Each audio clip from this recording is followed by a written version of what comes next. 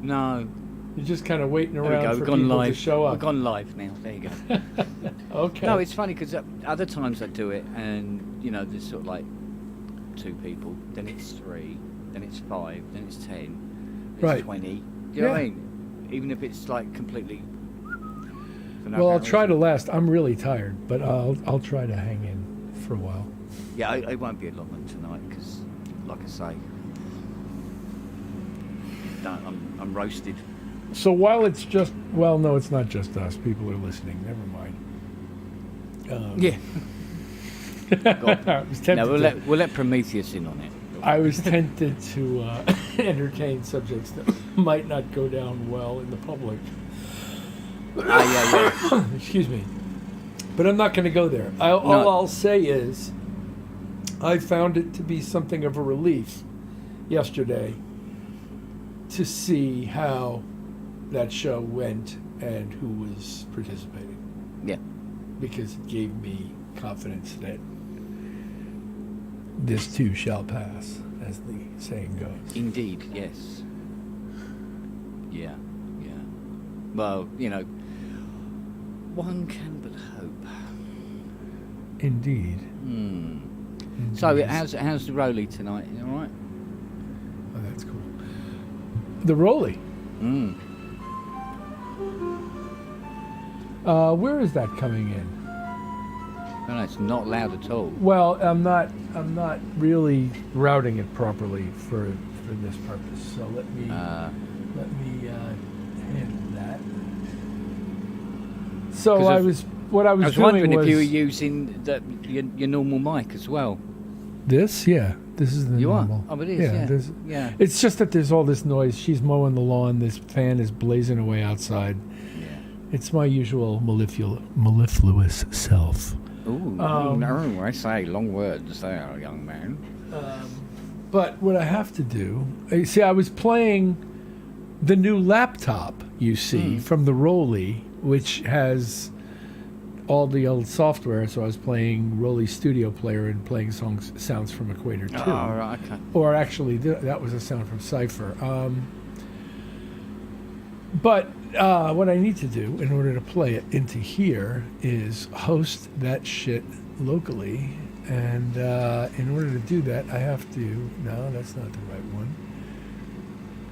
Get Bluetooth connected.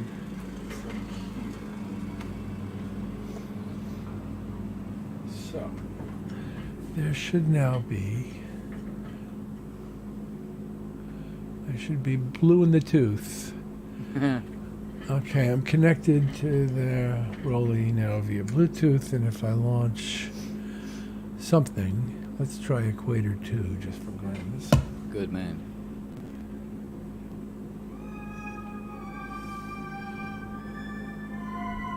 All right, but that needs to feed the right thing. Stream Mix A. Oh, there you go.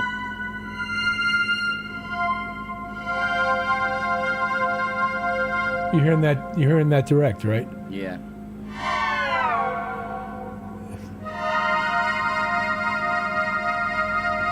Yeah, you are. You're hearing what I'm hearing.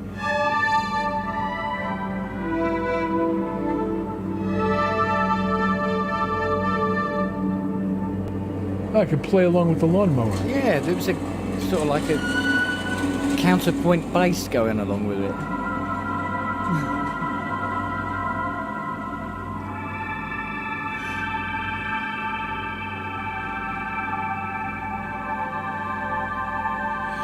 So while I'm not on the subject, did you happen to see the video that my son posted today of his performance of one of my older friend Reed's songs? No. Kid is rocking. Yeah? Yeah, I'm just so proud of that kid. Yeah. It's on Instagram, which may be someplace you don't get to very often. Oh, no, I'm not a frequenter of that particular playground. That's where he posted it, so that's where there's probably a way. Yeah, you should be able to... For me to put it up on cross-platform Facebook it, yeah. From there, because they are more than just in bed together at this point. Yeah. So if I come here and take this, watch the reel, and I go to share it. Here it comes. Add reel to my story.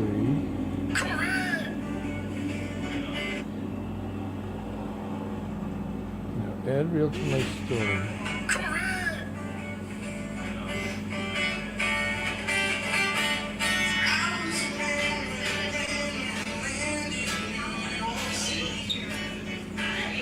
I don't see how to do this. You know, fucking Instagram flummoxes me consistently. Now all the audio's gone. And I swear this fucking platform just drives me nuts. Okay, so now if I were going to launch it, now that I've put the white supremacists, here we go.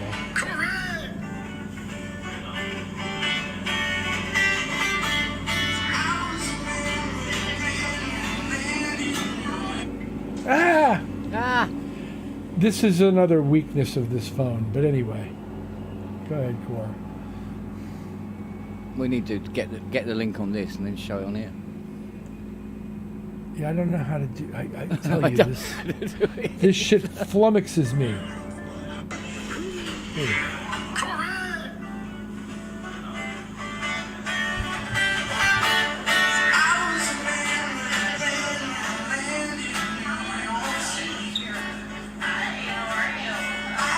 The Fifth Amendment, like you see on the mob, right? You see the mob. Sorry. Didn't know that would come up like that. I feel like we're old men in a digital age. Well, it's just, you know what? I've gotten along pretty well for over 40 years in this fucking crazy technological world.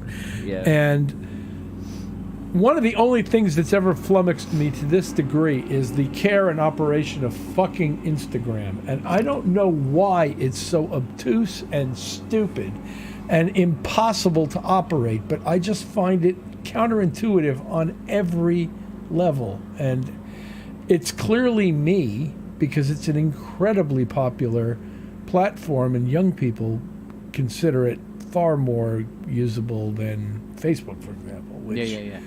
I, as the old person to whom it's directed, find incredibly easy to operate. Absolutely. But Facebook, you know, you talk to young people and Facebook is for their grandparents. Hey! Hey, Rob. Hey! Oh, he's wearing my colours as well, look. The old green and yellow. He's a Norwich City fan by the looks of things. He's an honorary Norwich City supporter, look at that. Canary, isn't it? I had no idea. There you go. No, I was actually just painting the house. No, I'm kidding. How are you, my man? Did you have a safe trip home? Yeah, you got here. Yeah. Well, it was... the flights went more or less as expected, except that the second flight, on which we got bumped up to business on Lufthansa, which was Get cool. you. I woke up that morning. With shit on my head. Got a message that my flight from Newark to Rochester, where my 5 minutes. Oh, look at him. Like a fucking toddler. Christ almighty. You were saying? Sorry. So I awoke Carry to on. the news that my flight from Newark to upstate New York, where my nephew was getting married, had been canceled. Oh, no. And it's not close. So after exploring the options, which were few and also equally unpredictable, we rerouted my lovely wife from driving straight to Rochester from here to driving to Newark from here and then having to circle for 2 hours. Why? Because our flight departed an hour and something late, which only got us in about 40 minutes late. But it then took the Newark airport over 90 minutes to get the bags on the fucking belts. And I was really concerned for a number of reasons, not the least of which was our crew had all lost their luggage at Heathrow for 2 weeks. Oh. But besides that, I'm going to a wedding tomorrow. That's the whole point. And if I don't have these bags, I don't have any clothes to wear, which we might say complicates the day because there's not a lot of extra time in which to do these things. Sure enough, the bags eventually showed up. My wife circled the airport for 2 hours waiting for me, and then we drove 6.5 hours to Rochester, New York from Newark after I flew 2 flights from Copenhagen to get to Newark. In some luxury, I will confess. The business class didn't suck. Yeah. But and I did sleep quite a bit of the flight, so I was well that's prepared good. for the That's drive. good. But and attended the wedding and had a nice time and saw all my family, and my kids were both there. And how often do I see them both at the same time? At this point, is very rare. So that was Yeah. great. Always a bonus. Yeah, it was great, and great seeing my nephew get married and seeing my brother and his family, and the whole thing was cool. So, and then we drove, and then the next day, upon driving home from where we were in upstate New York, along the way towards Ithaca, where you may know I have great heart and love for Ithaca, my friend Kip was playing a trio folk gig at a winery, so we stopped at the winery on the way down. That's a good Surprised my excuse. friend Kip at his gig and enjoyed about one set of their playing. Got back in the car, drove through Ithaca, out the other side, and down about 30 miles from there is a place, also on the way home, that a friend of mine who used to work for Glyph Technologies of hard drives fame, Yes. his name is Phil French. He now runs a place called French Distillery, and he owns an actual There's a whiskey patent on it, distillery. So I stopped at his place, and by the way, right near where he lives, in the town he lives, there's this pipe that comes out of a mountain that has the best drinking water of any place I've ever been on God's green earth. It's my favorite water to drink. So we took every plastic, reusable bottle we could find and filled it, at the water tap, and then went down the road to Phil, who uses that water and locally grown grains to brew his stuff. Nice. Tasted some of his stuff, hung out with him, and then eventually we drove home and had dinner. It was Awesome. it was a nice way to come home because Honey and I got to spend a lot of time together, albeit some of it unintentionally, and it was great. Cool. The Well, long answer. sounds like you had equal amounts of good luck and bad luck. I think I prefer to think of it as it all worked out for the best. Yes, absolutely. So, however much it may have felt like bad luck at the time when I woke up and said, oh shit, how am I going to get to Rochester? Ultimately, me and my bags got to Rochester, there, and yeah. Nice. looked like a fat old man at the wedding, and that's just how it goes. Well, it must be a chic thing because when we left you at Sandown, we because the exit was right next to the stage where we were stood, so we just went for it. Yeah, and actually, I remember that. Yeah, and got in the car.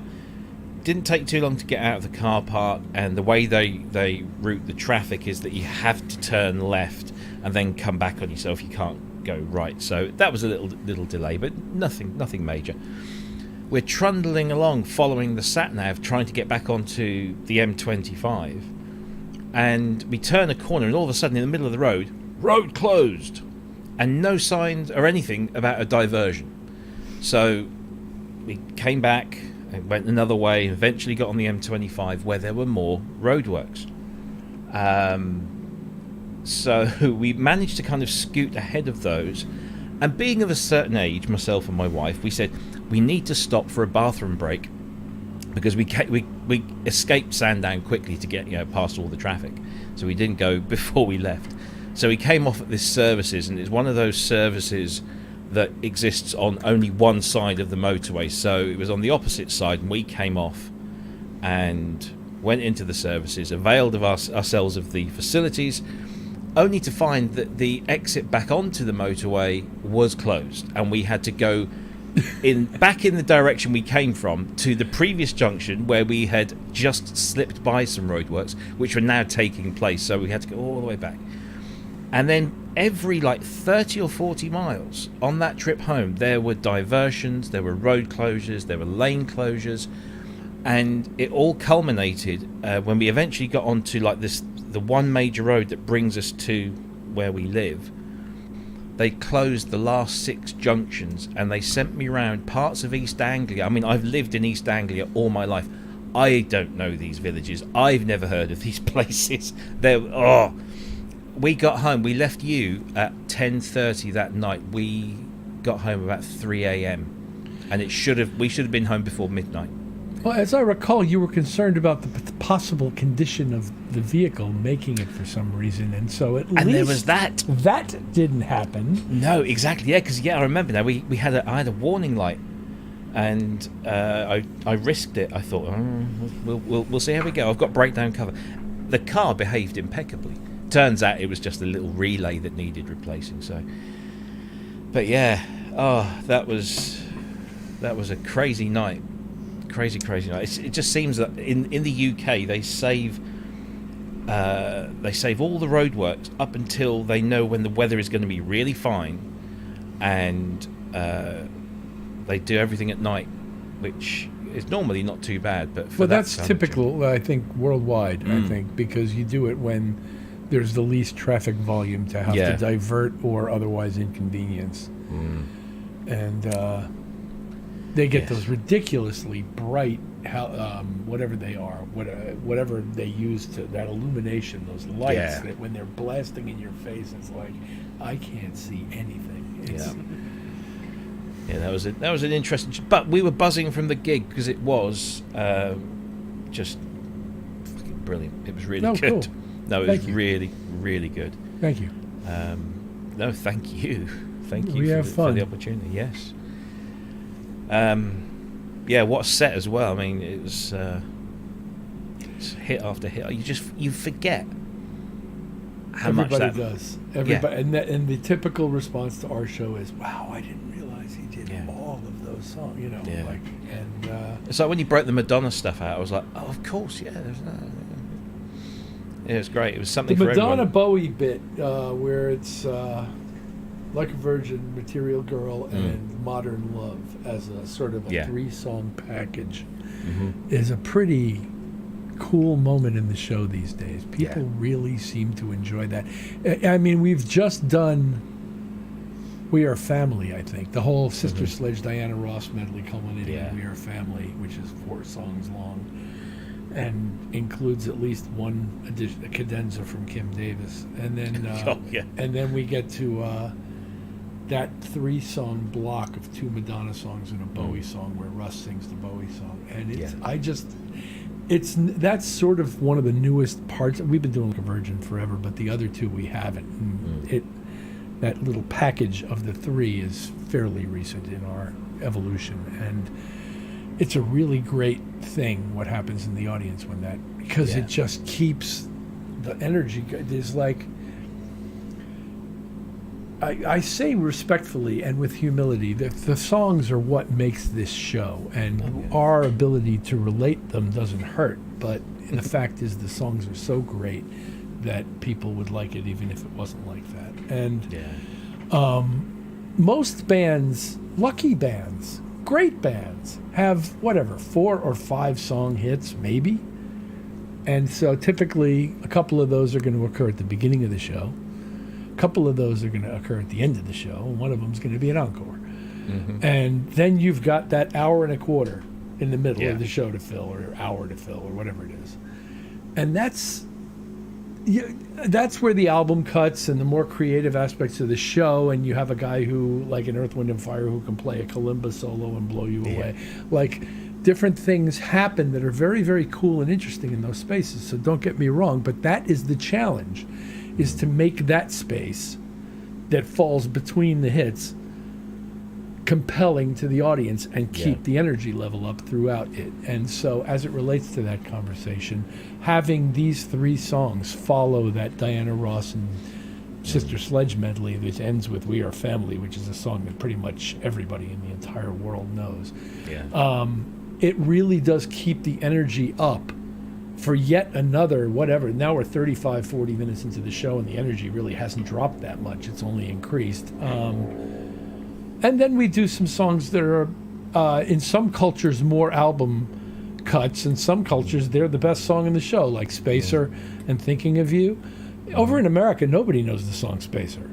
Wow. I mean, there's maybe a dozen Chic fans, hardcore Chic fans, who participate in the forums and all of that who know it. But I mean, for the most part, in the culture, nobody knows this song, whereas in Europe, it's huge. Yeah.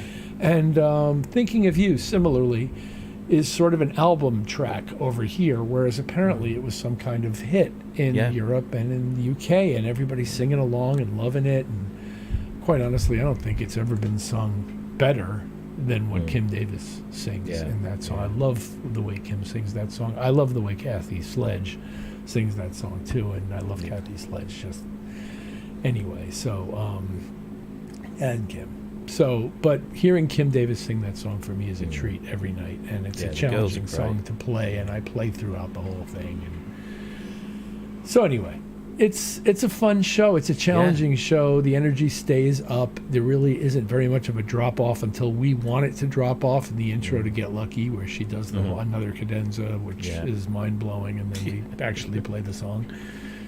You know, because nobody really can deliver cadenzas like her. No, she's. I mean, she's got pipes. She sings like somebody who was born into it. Yeah, absolutely. You know, like almost like Patti LaBelle. You know, that level of stuff.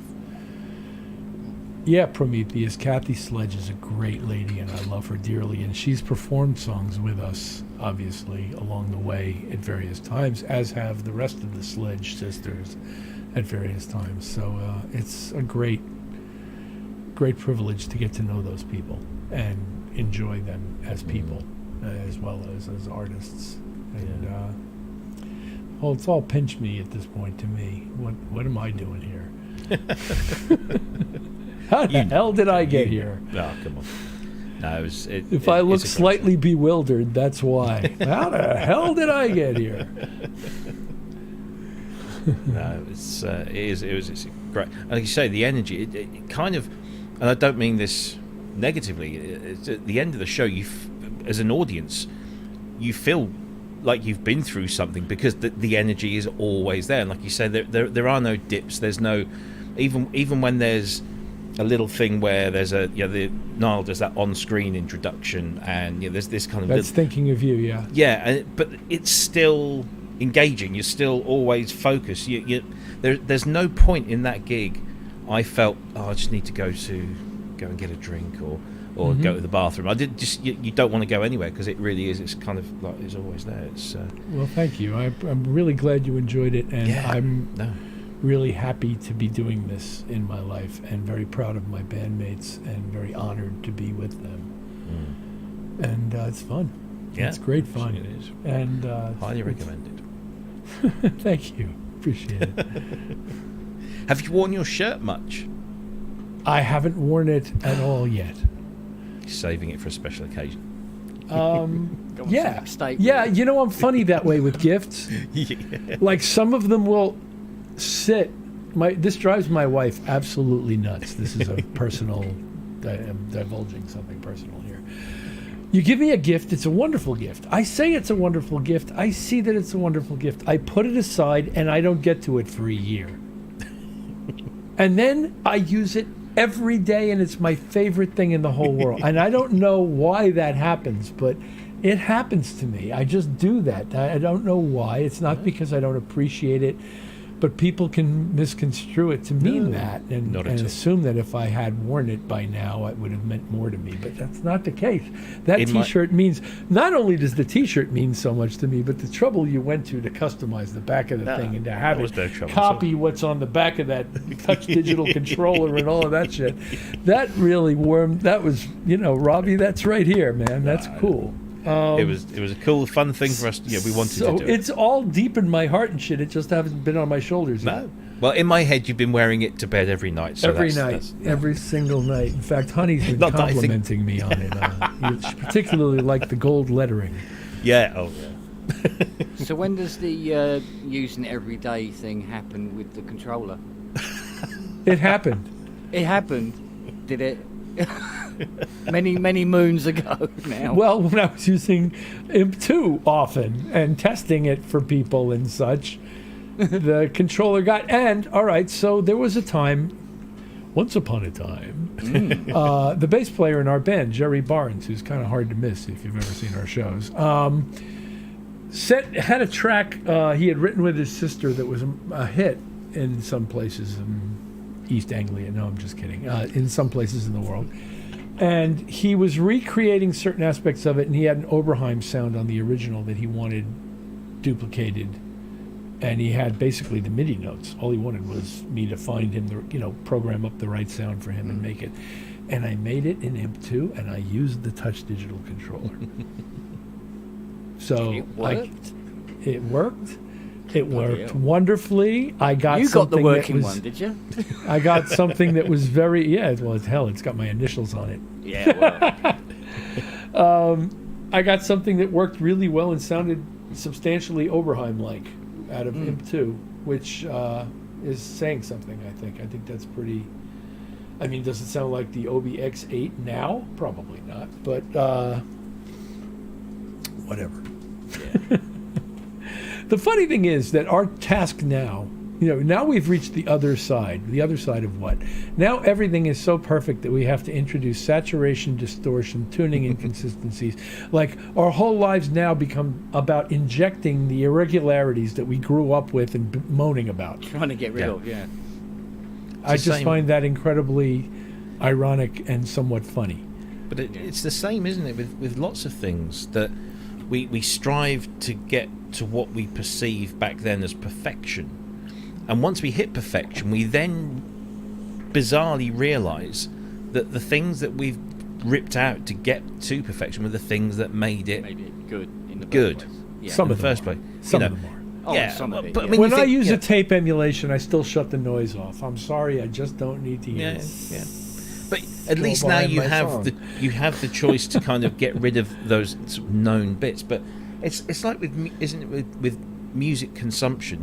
We if we go back to the dawn of the long playing record, say after shellac, we get the long playing record. We can fit a dozen tracks onto a disc. It's brilliant. Everybody loves it, and then we get the singles as well, and that becomes a really cool thing. And then we get cassette tapes and 8-track tapes, and that delivers a level of convenience, and we don't have to worry about things jumping. We can put these things in moving vehicles, and then we get to CD, and that gives us this sonic clarity, and it's again by virtue of its name, it's compact, and everything's reduced in size. And then we get to eventually we end up with digital, and we've stripped everything away. We've made things smaller, and we've stripped all this stuff away. And that's one of the reasons I think that that vinyl resurgence happened, was because we realised all of a sudden that a lot of what we enjoyed about listening to music wasn't just about having a digital file on a little stick that you could plug your headphones into. It was about having a tactile booklet or sleeve to look at, even if it was a CD sleeve. But we missed that tactility, if that's a word. And so Agreed. It is now. And now it's about people installing 11 speaker systems to play back the songs that they're buying. Exactly. Yeah. In other words, as I've said before, the solution to their inability to successfully sell multi-channel surround to the masses was to add more channels. Yeah. And because everything's always about reduction. We've got to get rid of this, strip this away. That'll make it better. This will make it, more convenient. Yeah, easy to. except for that one thing where you need 11 speakers Exactly. to play. Four of them on your ceiling in a residential a residential environment. But saying that, you can, certainly with Dolby Atmos music, where you've got a device like the latest iPhones that can decode it and put it into a surround field using just your headphones, whilst not being as good as sitting in an environment with those 11 speakers. It's not bad, and it's something that people have been striving for a while, to get that. It seems to me that at this point, if it's not bad, it's almost completely by coincidence. Because from what I understand, and somebody please disabuse me of this nonsense, but from what I understand, actually monitoring in real time what you're going to get while you're getting it is nearly impossible. Yeah. Now, if somebody could please disabuse me of that notion, because creatively that just makes no sense. That's like putting a blindfold on and throwing paint at a canvas. Yeah. And I just don't quite understand why anybody would be willing to settle for that as a creative process, regardless of what I don't care how many, if it comes out of 150 speakers. If you can't hear what it sounds like when you're mixing it for that medium properly. And then this whole thing about Atmos is all about folding it down to stereo, as you point out. Yes. And that's like such a hocus pocus move. We've got an 11-channel surround environment that we're gonna try to sell you based on how it folds down to a stereo set of earbuds. But I've been into, as you know, I've been into multi-channel audio, particularly music, as long as I think it has existed. Quad into Dolby. How many times have you had to rebuy the format? That is a thing. Yeah. I will admit that is a thing.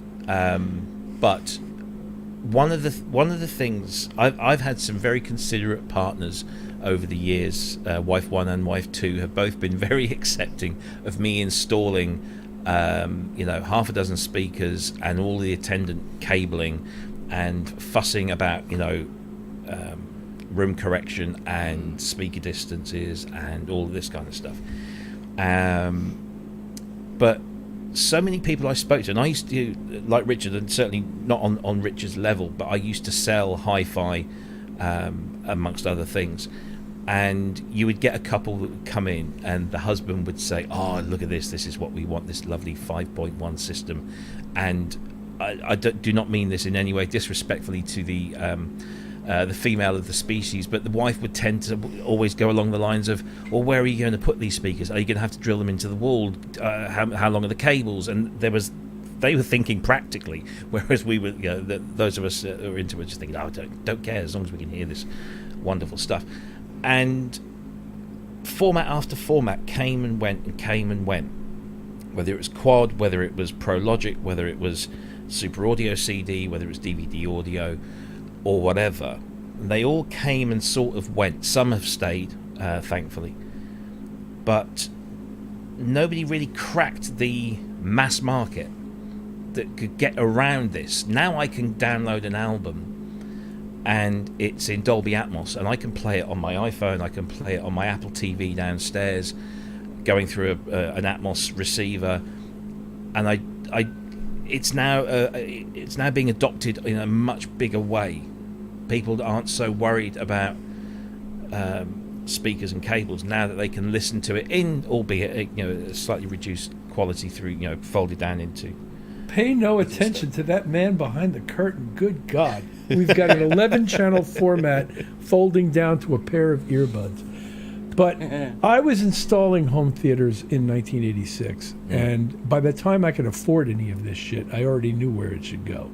And there wasn't going to be any argument, because that it was part of, actually, in the purchase of this house in 2001, I claimed this much money. This is my room. And that's what I'm going to put towards what remains a very, very enjoyable place to watch content that is directed towards that media. And I say that very specifically because something that I have some friends who are really, really, really into rebuying all the catalog they've got in these new surround mix formats. And let me tell you, to me, it's like colorizing movies. It doesn't work. It's not good to have the tambourine solo in the rear left channel. It's not better to be sitting in the middle of the orchestra. It's very rare. There's not even agreement on how to present within this format. Everybody's got, what should I be sitting in the middle of the group, or is it a proscenium stage with ambience? Like, what are we talking about creating here for openers? Now, I have had to work a little bit in this format, not extensively, but a little bit. And there is an ethic. To me, it's more the proscenium ambient. Very few dry sources are going to come from behind your head. In video production, dry sources behind your head are great because, that car going by isn't taking up your dialogue space and all of that. Exactly, yeah. So I have a real problem with the reselling of the traditional stereo music catalog broken out into surround mixes, because they are almost never satisfying to me, and quite often are extremely dissatisfying to me. Completely agree. No, I think it does. Content that's created for that medium works great, and I'm thrilled to watch it and listen to it, and I'm really thankful for I have even some crappy little self-contained surround rig up here that sounds pretty good when you look at what it is, and it's on actually my better TV, but the point is, I'm watching surround content all the time, and I love it when it's created for it. But if you hand me some Eagles album from the 70s and ask me to listen to the surround mix, 9 times out of 10 I'm not going to like it much. I think it does depend on who's doing it. I mean, I just picked up Toto 4, which was done by Elliot Shiner. The 5.1 mix was done by Elliot Shiner back about 20 years ago, and I never managed to get a copy before it went out of print, and then it became stupidly expensive on the used market. And I got it. Sony Japan have just reissued it, and it arrived last week. And I think you might enjoy that one, because it has been done in such a way as that there is no, let's place an instrument over here, let's do it. It's been done in a very respectful way, but what Elliot has done is just use that extra space to give everything a little bit of extra space, and it feels, it's not one of those mixes, and I've got a few where you sit down and you think, why the hell is that coming from over there? Or you listen to Queen's Night at the Opera in 5.1, which in most part is not too bad. But when it gets to Bohemian Rhapsody, they really thought, let's make this like the video, and everything is going around, and it's just a little bit too fussy. Stephen Wilson, on the other hand, everything he touches is pretty much gold, because he's a music appreciator, and some of the stuff he's done. Don't get me started. What he's done to some of my favorite albums is abominable. Yeah. Unlistenable. Oh. Makes me squirm uncomfortably, a lot of it. You talk about tambourine solo in the back channels, boy. Oh my God. What he's got done to Gentle Giant is breaking my heart. But let me say those guys love it. All right, so I don't like it, and I'm prepared to stand up and say I don't like it, but those guys, the Gentle Giant guys, love it. Yeah. So I do not speak for anybody but me in this conversation. Sure. I think, and I don't know whether this might be the case with yourself, but I think that there is, with any kind of remix in that fashion, that if you are so used to hearing something a particular way and you really appreciate it, and it sounds fantastic, that the moment anybody does something slightly different, it jars with you. Well, because it's different. It's not what you're familiar with. It's not that it's so much different, but let's talk about the stereo mixes of Sgt. Pepper and the mono mix of Sgt. Pepper. Which one do you like better? From both from 1967. Mono. Every time. Same with Pet Sounds. Of course. And there's a reason for that. That's what it was created for. Yes, that's exactly. The context, the space, the creative environment into which it was shouted. And that's where it belongs. But the deconstruction mixes and the surround mixes and even the stereo mix, which I have across the room right there, are not fair representations, and Beatles would probably tell you that. Well, yeah, I mean, it's well known that the Beatles would sit in on the mono mix and then say, oh, well, you can do the stereo mix. Yeah, go. Yeah. But I will say that with Sgt. Pepper, that's an album I love to bits and have listened to it since the early mid 1970s when I first heard it. My mum's recording of it. I was intimate with that album, and the stereo mix was awful. Hated it. But the 5.1 mix that Giles did was sympathetic but different and new. And yes, I can understand why. I can understand why people might say, "Oh, it's I don't like it." But I thought it was good. Screaming. I was screaming at it. Same with the other stuff like the White Album and Abbey Road. Amen. They've been, but the mono mixes are, The worst one, one of the worst 5.1 mixes I've ever heard, worst stereo mixes, is Pet Sounds, which is just really? awful. I mean, the 5.1 mix of Pet Sounds is just diabolical, and the mono mix just is absolutely perfect and should never have been touched. And there are some things that should be left well alone, but there are others, I think, that opening up of the sound stage, if done respectfully, can actually deliver something quite well. Yeah, I like it. I'm waiting. Yep, sure. Okay, fine. As we say here, I'm from Missouri, the show me state. Show me. Yeah. I'm waiting. Hello. Good evening, everybody. Hello. You catch me in mid-rant. Forgive me, please. Oh, no, please do. I love rants. It's only going to get worse. I mean, rants is where you actually find out what people actually think. And that's something I really appreciate. Because I don't deal very well with hypocrisy. I even threw Stephen Wilson on the fire. So. Oh yeah, I don't think I'm gonna. Yeah. Okay. Glass didn't time. go up well, didn't he? Who is this Steven Wilson? Who is Steve? He's the guitarist from Wow. Porcupine Tree who's become the go-to prog remix guy for surround material. And Okay. Gentle Porcupine Giant, Tree? King Crimson, and pretty much everybody is Hey. using him for Okay. that purpose. Don't And go he's a for very 3 talented burns man. on. And Yeah, from what I understand, a very nice man.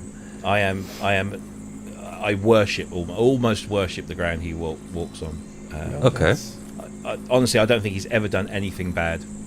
Whether That's it's his music, his writing, his mixing. I know that I'm coming from that as a fanboy, and you'll never persuade me otherwise. But if you want to go and see a great show, I haven't heard enough. I honestly haven't heard enough. I've Stephen heard his Wilson live. surround I wasn't even mixes there. of albums I love, and they make me want to run from the room. But that's just me. My confusion comes from my ignorance. Because to me, Porcupine Tree is a band that became famous in the 90s. Yep. Yes. Kind of in the grunge wave with the Pearl Jam and all the people of the sort. Yeah, in certain. Fair enough. Yeah. I mean, I don't mean that they started at the same time and they came from the same place, but they came in the same wave to Spain. I think they appealed. They certainly have been. They were big at the same time as a lot of those grunge rock bands were. Okay. But I think the appeal of Porcupine Tree was more. And I don't mean to be offensive to anyone, but there was a degree of intelligence in there. Because they were neo prog, so they would appeal to the musos, the more than just people looking for a good 4/4 rock out. They had one more neuron than Nirvana. That's what you mean? Yeah, kind Okay.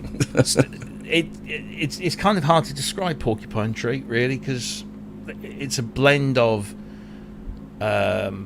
Wilson, it's all about, he's the center of it all, and he's an incredible musician, multi-instrumentalist. But you've also got Richard Barbieri, ex of Japan, and all of his synthetic soundscapes. You've then got the brilliant drumming of Gavin Harrison. Gavin Harrison, who's just this. Yeah, I mean, I thought I'd seen some drummers until I saw him live, and he is just diabolically good. Now you're making me curious. I'll have to check him out. Oh, please do. It's very good. It's very They good. hadn't done an album for 20 years, and they've just put one out.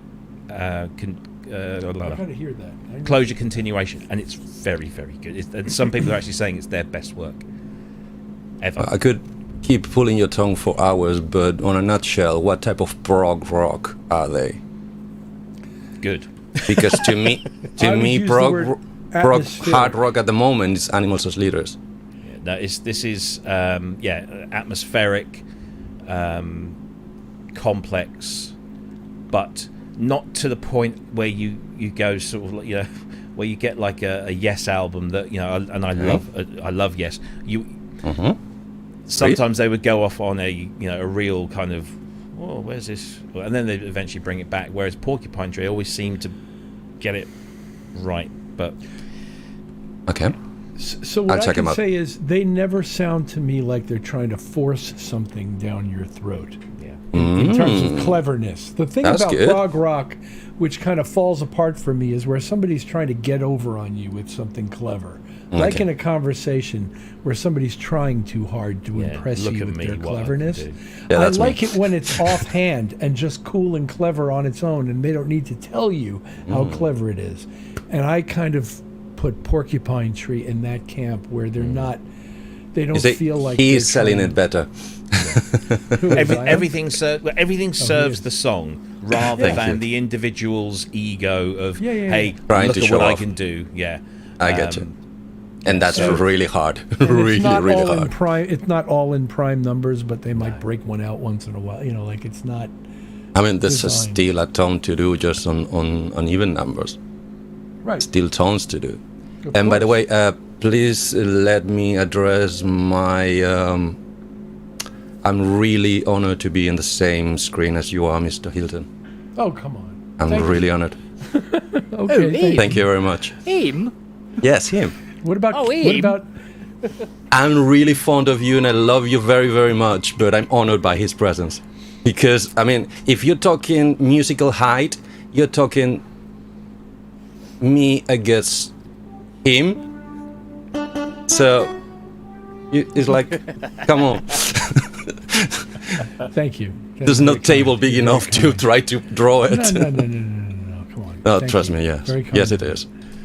I'm just Rich is something just who a likes to normal make human noise. being. Rich is Yeah. just a normal human being. He's a sickeningly And- talented normal human being, but he's just a And normal that's what really admire, because on top of being a musical genius, he's the most wonderful human being I've met in my life. Is what? Why? Please, in Spain, we said, don't even bother gambling,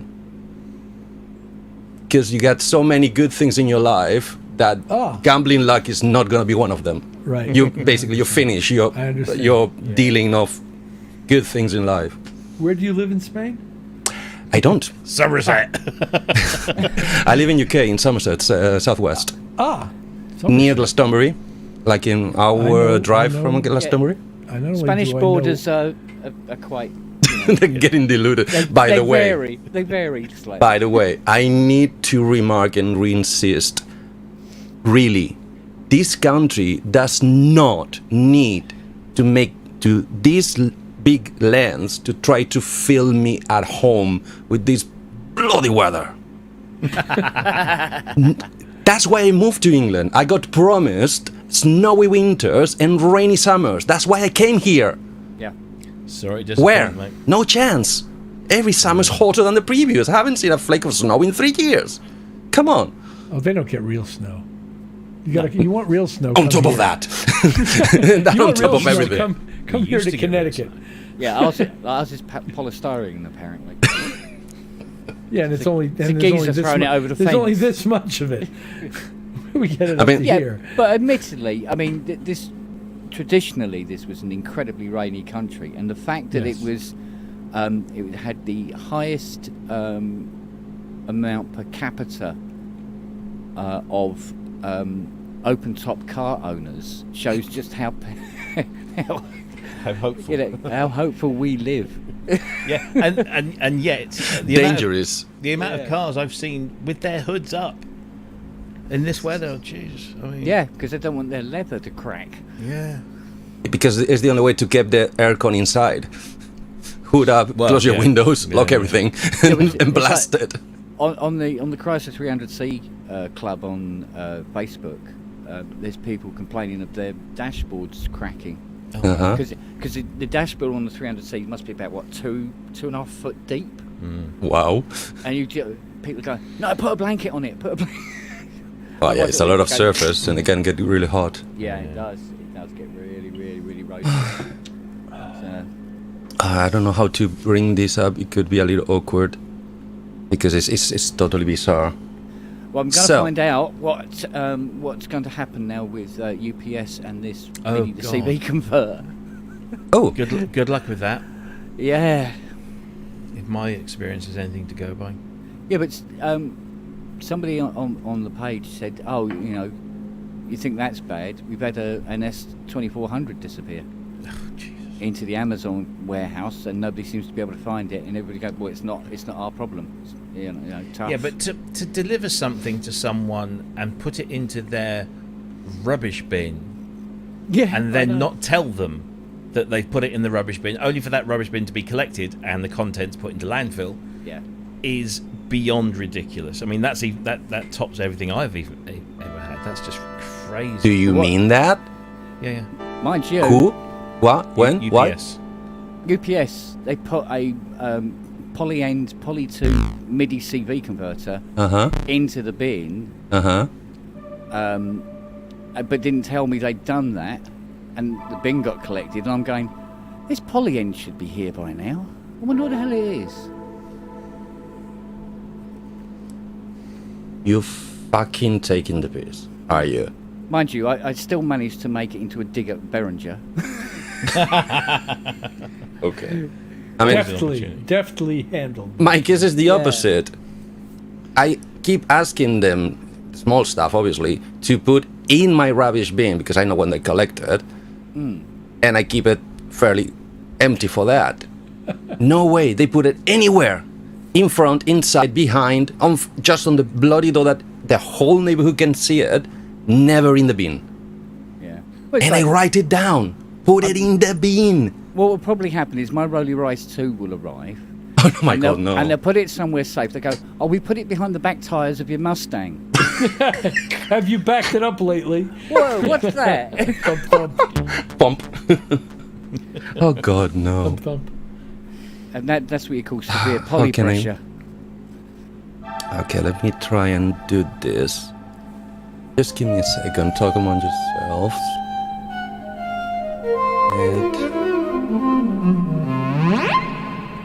So they left you with the blues, Rolly off, did they? bitch. Rolly off. Is that the UPS blues? Yeah.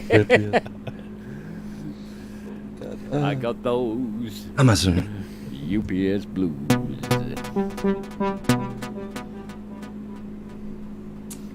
Oh dear, no, that's awful. That is. Oh, that reminds me. I must go to my account and down the. Yeah, do that. So were you about to tell a story when Kent spoke up? Who? Eddie? Or Oh, sorry. yeah. No, I'm trying to get to that. Give me just 2 minutes. Okay. Because I need take your some. time. I need a link. Sounded like it was going to be heavy. So It's gonna be really heavy and really bizarre. I either gonna scare you for life, you're gonna ban me and send the police my way, or gonna become best friends. It's either or.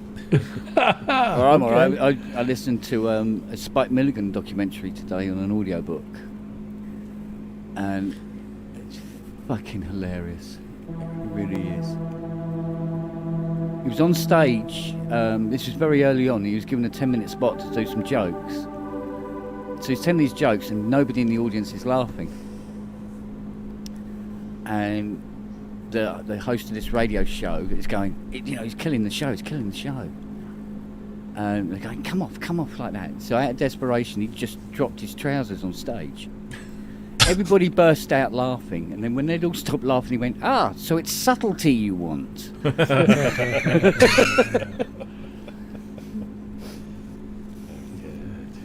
Oh, bless him. Okay. Let's see if this works. remind me not to do that. Yes. Mind you, don't ever Case I do forget. the Pakistani Dalek. That's what to avoid. Say Beg your pardon? what? He did a sketch called the Pakistani Dalek. So he comes into the sort of like the home of standard little British home, and he comes in, and she's married to this Dalek that's also Pakistani, and he's just blowing everything up, and he shoots the dog and he goes, "Put it in the curry." And although it was incredibly funny back then, you go, "Ooh, times changed." Cool. I was just thinking, I think you had to be there. But there again, he was born in India, and he got the whole Indian So background taking anyway. the piss out of the Pakistanis is Yeah, just part of daily life. I get yeah, it. because not a lot of Indians like the Pakistanis very much anyway. So, but different times. Yeah, indeed. Yeah. Or is it blander? I don't know.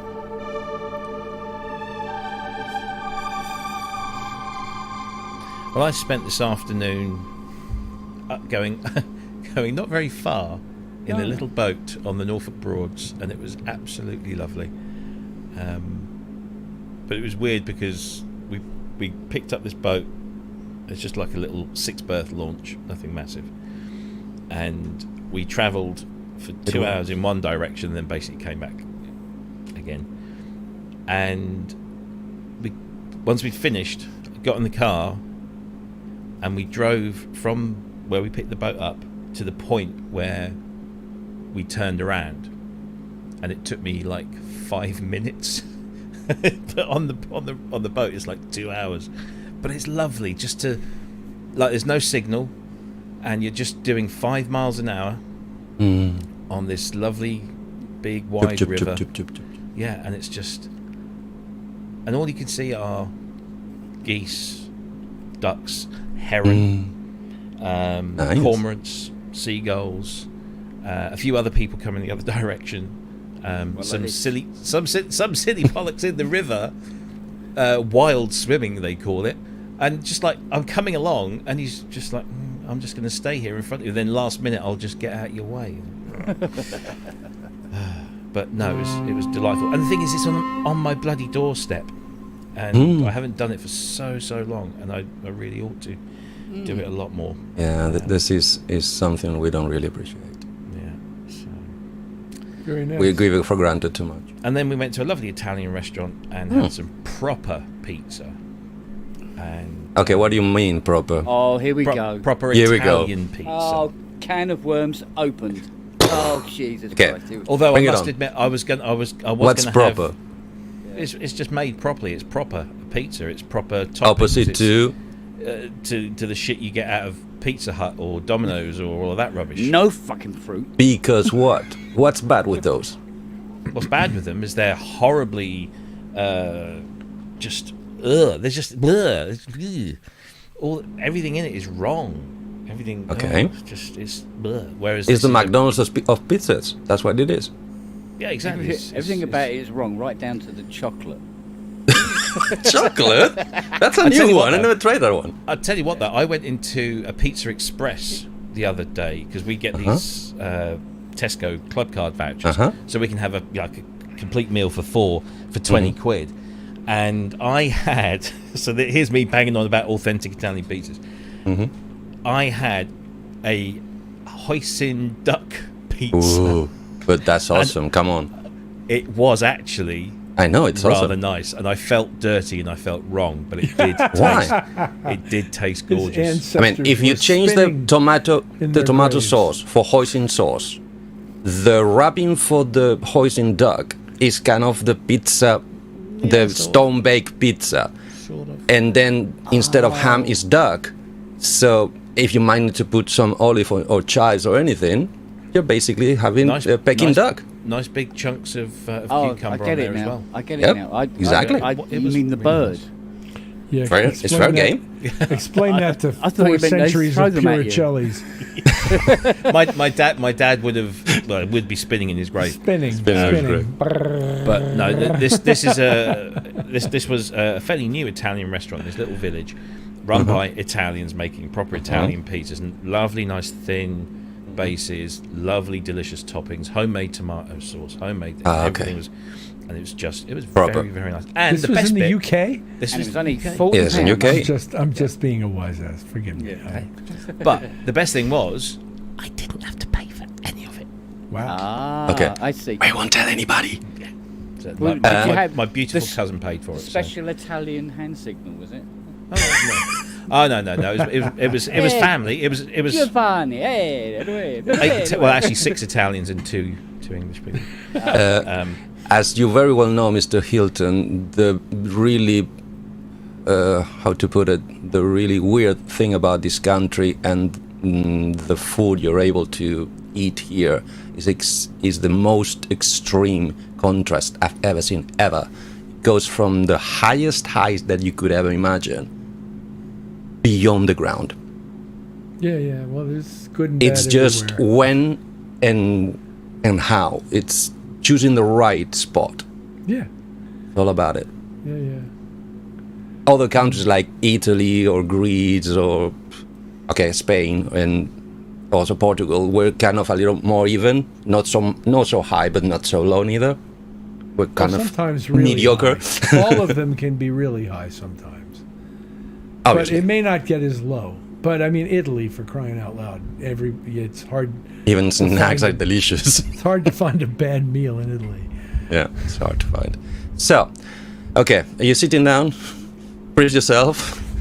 No, I'm not normally this I short. seem to be. Good. So, in the private chat, there's a link. Don't make it public. It's gonna be there. Sorry. Oh, my Done. goodness. Here we go. Sadly, you're the only person who can get me any close to that book.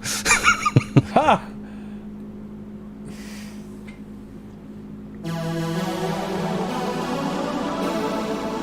It's totally the wrong sound for that, but whatever. Okay. I'll find something. So, any clue where can I get a copy? Oh, of the book? No, Yeah. absolutely not. Okay. I've never read that. Had to book. try. I've never, Because that's my I've closest not even thing. Seen that. I've not even seen that book before, let alone. I know. where to Thing find is, one. it's been in Amazon for the last 2 years and a half because that's the time I've been waiting for them to So bring this it back. This is transcriptions in music notation that would allow you to then. I hope so, yeah. And what I love is it's signed and apparently it's been actually written by Mr. Rogers and Mr. Edwards, both of them. So that should be at least being corrected by them. I'm not sure. So they should be the real deal. I'm not sure Bernard could read music. But you can tell the guy writing it down and No, playing he it at the knows same what time. it You're is. doing it wrong. No, he knows what it is. Oh boy, would he tell you. And he'd tell you in the funniest possible deadpan way too. Okay, that's good. But what instrument? Which of those two instruments do you play, Both. or both? You play both. I mean, Well, the one I can show really you- need I to can show read you is the good bass. times. I can show you good times. Obviously, but the problem is I don't learn that fast. It would take me a month to learn one song. There's four chords in the thing. Yeah, but it's about the bass line. Well, It's that not I could- four that chords I- in the that bass I could line. teach you. No, that I could teach you too, though. Because That's one my day I point. actually said to Bernard, "Show me what it actually is," because I've seen 1,000 interpretations of it. I Yeah. want to know from you what it is. It's like- he it like- taught me what it is. It's like Michael Jackson's Billie Jean. There's 200 ways to play it, and apparently everybody got it wrong. Well, there's a number of things about Bernard's playing I can tell you. For example, it's very Good. heavily Don't. dependent It's on okay. open strings. He So, what? very dependent on open strings. Wherever possible, he's playing an open string. I do understand that if he comes from the upright. No, but he doesn't. It's just how he He plays bass never went guitar. into upright? I don't think so. I've never seen him play one, and I don't know of any recorded examples, but I wasn't around during the heyday when they were actually making those records. But I did No. know Bernard and worked with him. I mean, my deduction for all what I'm learning from everybody from all the ages is because of the decade he got his formative years. Like at that decade, everybody that played bass had to start playing on upright because it was kind of the crossover No, with electric he was a guitar. guitarist. He's the one who showed Niall how to play Okay. that choppy kind of style. Niall was All right. substantially a classical and jazz musician. He had played woodwind instruments in classical, and as a guitarist, he was studying Thank you. jazz with a guy named Ted Dunbar. And when he met Bernard, Bernard was the one who suggested to him the sort of more rhythmic style I'll check it later. that Niall plays. So, and he talks about this in various. This isn't. Oh, I never knew that. That part of it isn't a big secret. He's talked about this in public. Okay. So Bernard came at it from guitar. I don't know if Bernard played upright bass. I'd Okay, have then to I'm ask. wrong. I'm totally wrong. I knew mean, it. no, I'm not 100% sure he never did either. But it No, I wasn't mean- something that ever occurred to me, and I don't know if it relates to his use of open strings. I mean, that is typical from all bass players I've learned about that came from that. Well, maybe I'm talking shit from the. Basically, when bass guitar was starting to take off, and it started to get some respect on the recording world. Because before that, it was, if you want to play record bass, it's an upright bass, because the other one sounds like dang, dang, dang, so it's not really a bass. I think that's my understanding. Well, Bernard is usually credited with being mostly influenced by Jamerson from Motown, who was an electric bassist. And he started with upright. He may have played upright Jamerson. Yep, but that's why the hook came at it from Motown bass player styles, and not so much from. Yeah, he probably escaped the upright phase. Ray Brown, Ron Carter, not so much from that tradition, although I'm sure he respected that tradition, as do we all. I mean, they were heck of a players.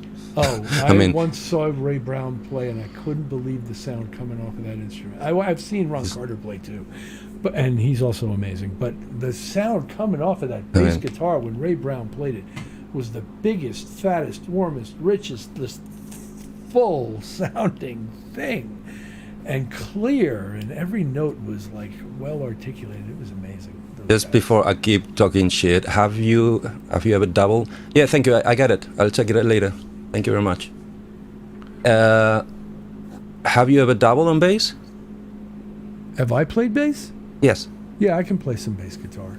I'm not a good bass guitarist in any sense of the word. Oh, neither am I. Because I play guitars I've been playing guitar my whole life, so I know where the notes are on a bass guitar, and I can fake, and I have faked, and I've played in like pit orchestras on bass guitar. I can read, I can learn songs. Well, that's way more than I can do. So I can actually get through a gig as a bass guitarist, but I'm not really a bass guitarist. But I know how to operate the instrument. That automatically qualifies you on a higher level than I am. So I've just been playing for 4 years. I've just been playing guitar since I was 9 years old, so I'm not a great guitarist either. But it means a lot to me, and right now, you played guitar. I heard you played. You played guitar to me yesterday, Rich, and it was absolutely. I heard you play guitar.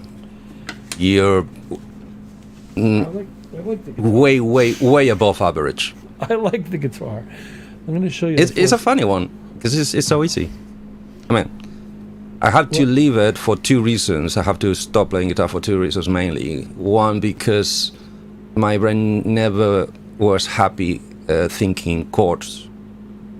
I can think melodies, I can think power chords, I can think structures, rhythms, but chord movement, it's something I'm still learning, and I will spend my whole life learning. And second, because at one point I was bending I started having problems with my fingers and bending strings. Basically, the nail and the flesh would come apart a little bit. I see. So I had to say, okay, let's get something more gentle. Then the opportunity jumped. Hey, do you want to try bass? Sure, no problem. I tried and I loved, and apparently I got way more talented as a bass player as I ever was a guitar player. I see. Which it still makes me better guitar player than the guitar player in my band, but hey, let's not go into that. I see. Kent? Yes. Remember my drama about the band? Oh, yeah. Decision is being made. It's not being translated or communicated, but I'm quitting. Yeah. I'm quitting even if I just go to do nothing for a year. Because it's not worth it. No. No, it's not worth it. And I'm just in the middle ground because that band also wants me to be also the bass player, but wait for it, rockabilly slap upright bass player. Yeah, you can laugh your ass off. Wait for it. In a second band. So I'm gonna be, if I stay with them, I'm gonna be gigging with 2 bands run by the same people. Exactly. So I'm a rat running from the sinking ship, and better me than them. That's how. Yeah. You're better off out of that. For sure. Yeah. Because yes, I mean, the last time I put it a little dramatic, I just told you all the bad stuff. There's good stuff. Sadly, it doesn't compensate for the bad stuff. But yeah, it's not worth it. And plus, believe it or not, to me, covers was a how you call it? A means to an end. I needed to play covers just to justify keep playing, make some money out of it. But from day one, 20-something years ago, when I decided I'm gonna play music, I always wanted to write my own. I know it's shit, but I feel way more fulfilled by doing bad original stuff than killing somebody's awesome stuff. I've spent an awful lot of time and an awful lot of money so that I can write bad shit. So don't worry about it, man. No, I don't. At this point, plus my health issues, plus I don't really expect to live beyond 70. So it's just 4 days left in my life, so I better just be happy. So here we go. Oh god, that sounds awesome. And that VST amplifier, it's unbelievable. I got hardware that doesn't sound that good as that.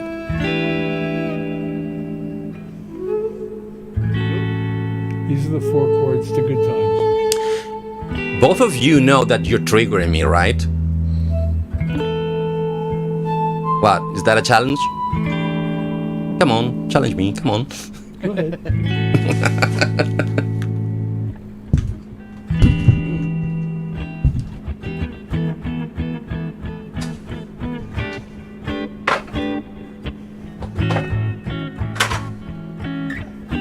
Come on, Robbie, your vocals. Oh no. Oh no, push that on anyone. I was gonna say I'd put some drums in, but the internet will have other ideas about timing. Well, that might not be a bad thing, because I might sound actually more in time. What do you mean? It's gonna take me a minute. But shall I just wing?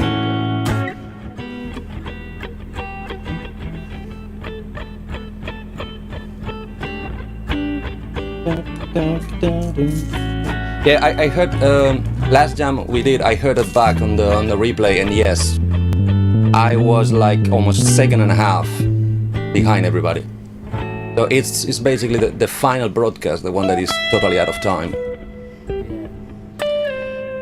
Only ambient music works in this fashion. Yeah. Which only goes to show ambient music has no tempo, really. Let's see if this is going to work.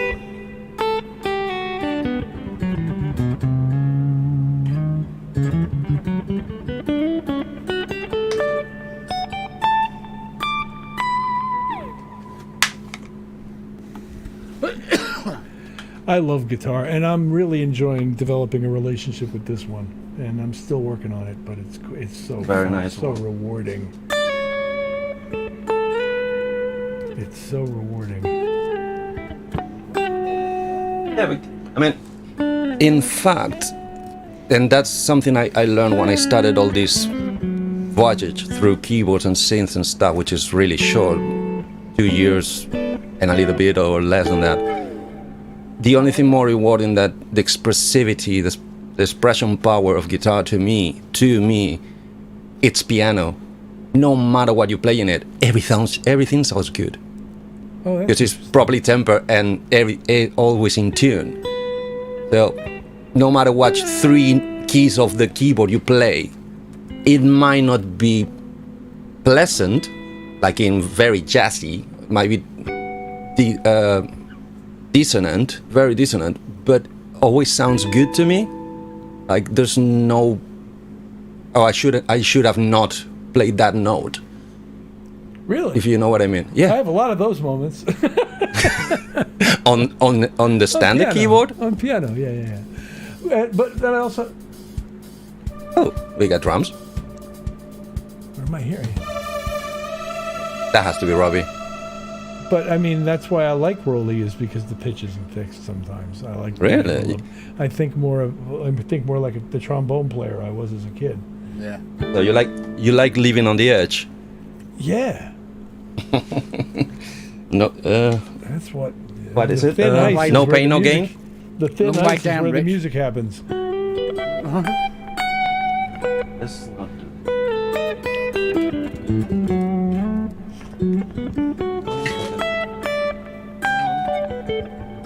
That.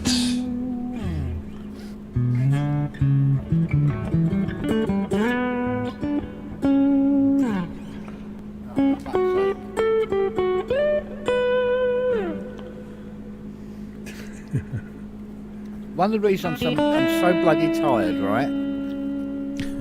About 4:30 this morning, there was 2 foxes just out in the field at the bottom of the garden here, fucking the shit out of each other all night. Oh my god. It wa- Honest to God, the screaming, the scratching, Jesus Christ! It went on to about 6 o'clock in the morning. And that was just the foreplay. But Yeah. The second way. Lost it. So I a friend lost of the mine who was plot. visiting Africa recently was talking about lion prides during mating season, and apparently during the 2-week-long mating season, the male performs on an every 20-minute basis for like 2 weeks in a row. I said, no wonder they call them king of the jungle.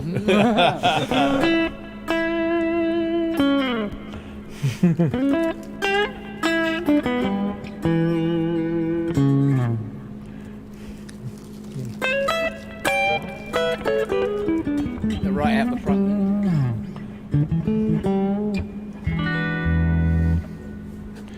I do love the guitar.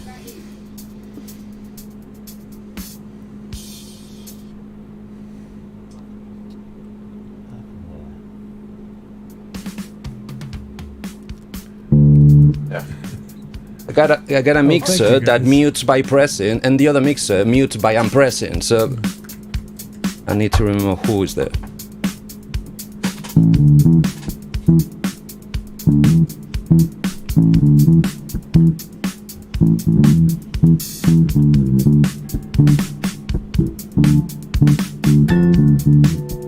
That's just not going to work, is it? Now, what you have to do, Buds, is you have to move somewhere else in the country, so that you're precisely 4 bars away, 4 beats away. And then Internet speed measured in. yeah, and you just start a couple, 4 bars earlier or later. Yeah, what's my internet beats per minute? Yeah, that could be a thing. You should set up a website, Robbie. You can laugh about it, but have you heard of that app called, I think it's 3 words or something like that? What 3 words? What 3 words? Yeah, The same way you can split the country in blocks of 3 words, maybe you can make another one splitting the country in perfect measure delays for streaming, for live Yeah. streaming. If only it was an That exact easy. science. Exactly. Because it's all about which cable's in the middle, who's doing the routing, who is connecting to who's not. Yeah, I get it. What's Keith going on about? Yeah, Keith. What's your 3 words, Robbie? I can't tell you my what 3 words. Then you know exactly where I live.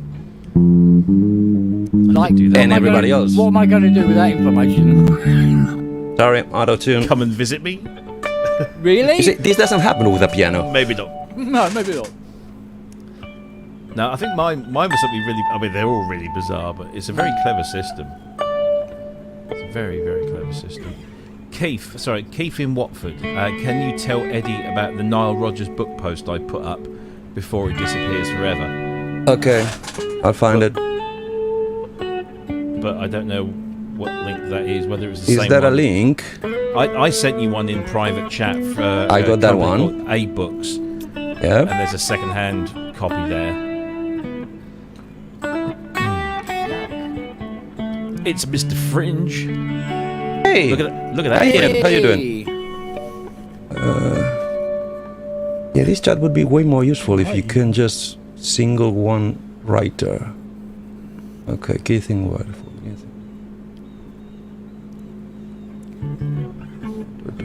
I'll tell you what, Ian's been handing out By the way, those 5 stars. hello everybody, like Ednas, Azuhead, Wagyu, Original Synth, Red Lemmings, Asdi Fazdi. That didn't work. Keithing word for kunstbank.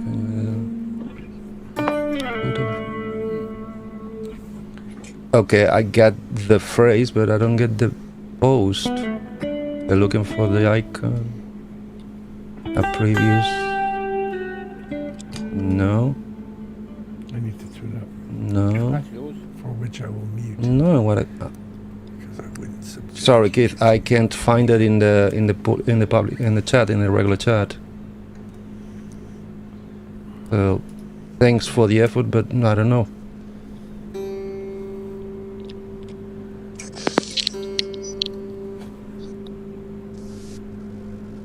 There we go. Here he is. Can you hear me? Can you hear Yes. me, mother? I think you put it in Hello, the guys. private chat. In the Sorry, private.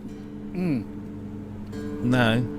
Robert, Hi, how's everybody Let doing? me check the private chat. Yeah, good, thanks, you. Another 5 stars today? Oh yeah, Yeah, we've just the seen- Rob one.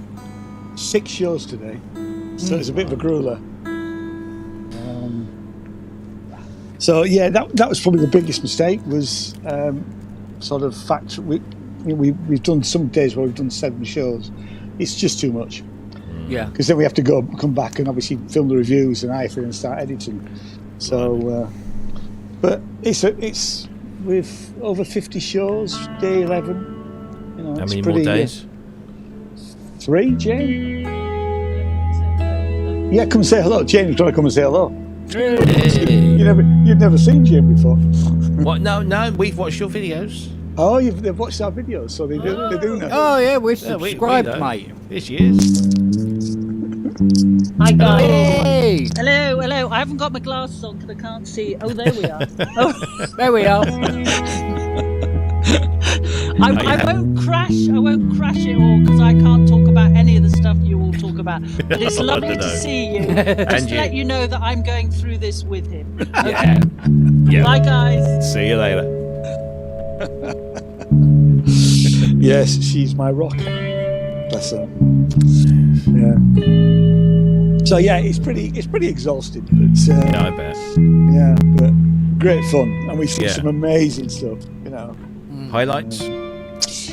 Alex, there was a thing called Megalith, which was live check improvised that one. music, and it's almost impossible to describe this show. But it was a guy hitting Okay. rocks, Oop. and it was just Rock on.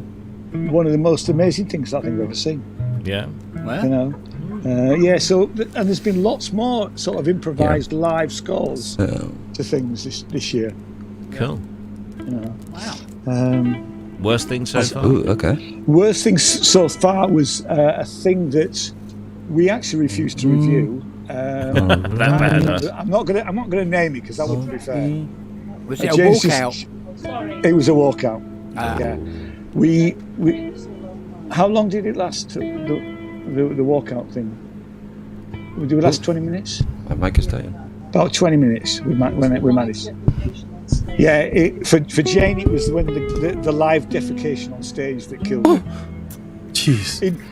I mean, pretend, but Oh, this okay. guy, yeah, Robbie's face there, Jane, was great. Because he's like, what? This guy, Here's the same book. Cool. I like Robbie Dropped going, oh, okay. yeah, this guy dropped his trousers and, yeah, had a poo in the Pretended box. to. Yeah. Has he Pretending seen to have this a show boot. then? Sorry? Cool. You know. Thank you, Keith. And we actually did, I got it. we went to a show last night and actually we gave it 2 stars, which is the lowest we've given. Wow. And we had to think long and hard about that. You know. Yeah. But you know, most things have been brilliant, to be fair. Oh, I know. Good stuff. And Andy. Hi, Andy. So what's been happening in Synth World while I've been away? Lots of people have Oh. been getting Op 6s. Lots of people have been complaining about the Op6s coming with faulty screens or other things. That's a lot but of mostly. screens. But if you must be a member of the Op6 user group on Facebook, yeah? Yes, I am. Yeah. It's like time has been wound back like a year and a half, 2 years, because now all of these people are saying, "Oh wow, the Op6, look at this! I've done this, and I've just downloaded all the DX7 sounds, and I'm going to convert them." It's like, yeah, people were doing that 2 years ago. Yes, It's and I like did a whole series of videos on that. yeah, and there's this Op6 time machine that's just sort of happened, but it's a lot of them. There's been a lot of people saying that they've had them arrive maybe without the cellophane on the screen, or not packed as if it came from the factory, and there was some debate as to maybe whether these had been refurb products. But Are they refurb, do we know where they're coming from? Which dealers? I don't know, it's US only, so wherever they're. But Reverb, who did this in conjunction with Korg, actually responded to some of these, and they said that, you know, if you have got a faulty screen, you know, take it to a Korg service centre, it will be fixed under warranty and all that. So they're doing the right thing, and lots of people are getting on board. That's Robbie. interesting. Yes. Mr. Fripp. Oh yes. Mr. Fripp and a certain Ms. Fripp. Mrs. Fripp. Miss Fripp, or Miss Toys R Us. Wilcox Toys R Us would we like to call her. They have been contacted, Nice. and we'll find out. That's through Jeremy. Jeremy, yeah. Yeah. Excellent. Yeah, I listened to their version of "Slave to the Rhythm" the other day, and you know when you hold something so deeply sacred Yeah. that the very mention of somebody attempting to copy that or reproduce that in some fashion fills you with dread. That's how I was filled with before I heard this, and I'll be honest, whilst it's not as good as the original and nothing ever will be, That's the problem. it wasn't awful. I'll be back. It wasn't terrible, yeah? It wasn't awful. It wasn't terrible, and it's actually it's almost a little bit too close to the original. I was thinking, what are they going to do? Are they going to do something kind of wild and wacky with it? But no, they kind of, because one of the writers of the original track is Toya's kind of writer. Is it Simon? I forget his surname now. But Simon, the guy that she does a lot of work with, was one of the original writers of Slave to the Rhythm with Bruce, Willie, Trevor, and Lippo. One, two. Indeed. I am Dave. Hey everybody, how's it going? There you are. But she's also decided to reissue again her last album. I think this is now the fourth time I think this one's called a rhythm something edition, because she's added that track and a few others on. She's definitely milking that one. But no, it wasn't awful at all. It just wasn't the original, and it never will be. No. She was. I mean, I saw her. I did auditorium for her show when she came to Pocklington, and she was good. It wasn't really my thing, you know. But she went down well, you know. Although I think she was a big myth that she couldn't get in a local Italian restaurant because it was sold out. Sorry, I'm just making my own jokes up here. Yeah, I was going to say, Robert will attest. Yeah, no. I had a crush on her back in the day. Well, her original bass player was from York. Oh, right. Charlie Francis. She's still a producer. Okay. Still around. No. Granted, I haven't seen him for decades, but yeah, we were all rather jealous when he went off and suddenly the bugger's on top of the pops, you know, with Toya. Right, Indeed. I'm going to make one of me instant copies, and I'll be back in a second. Instant copy with your special tap and everything. With because of the special tap, now I put the instant copy in and actually go back in time. Oh, yeah, I want one of those special taps. Oh! Now you've done it. I was going to put you on mute for a little while, Eddie. There we go. Yes. It's just a bit much. Yeah. Yeah, no, Kent's had one of these fancy multi-functional taps fitted. So one tap gives you hot water, cold water, boiling water, sparkling water, a 1969 Barolo, and a white Bordeaux, I think, as well. No, that's the wine. The wine bits are. Yeah, he, as much as I think Fiona would love to have wine literally on tap. It's just water of varying degrees. But that to have, I mean, I've seen those sort of things where you've got boiling water. It seems weird to make your tea by just pour you know, taking it out of the tap rather than boiling a kettle. But it's a great idea. We actually got rid of the kettle a little while back because we live in a very hard water area. So even with I'll bring it back now. Even with like filters and softeners, everything just gets scaled up. And somebody suggested getting one of these. It's almost like an urn, but it's not. It's just a small thing. It's the same capacity as a regular kettle, 3 litres, something like that. And there's a dial on top that tells you how much water you're going to deliver. And you press this button, and it very quickly boils just that amount that you need.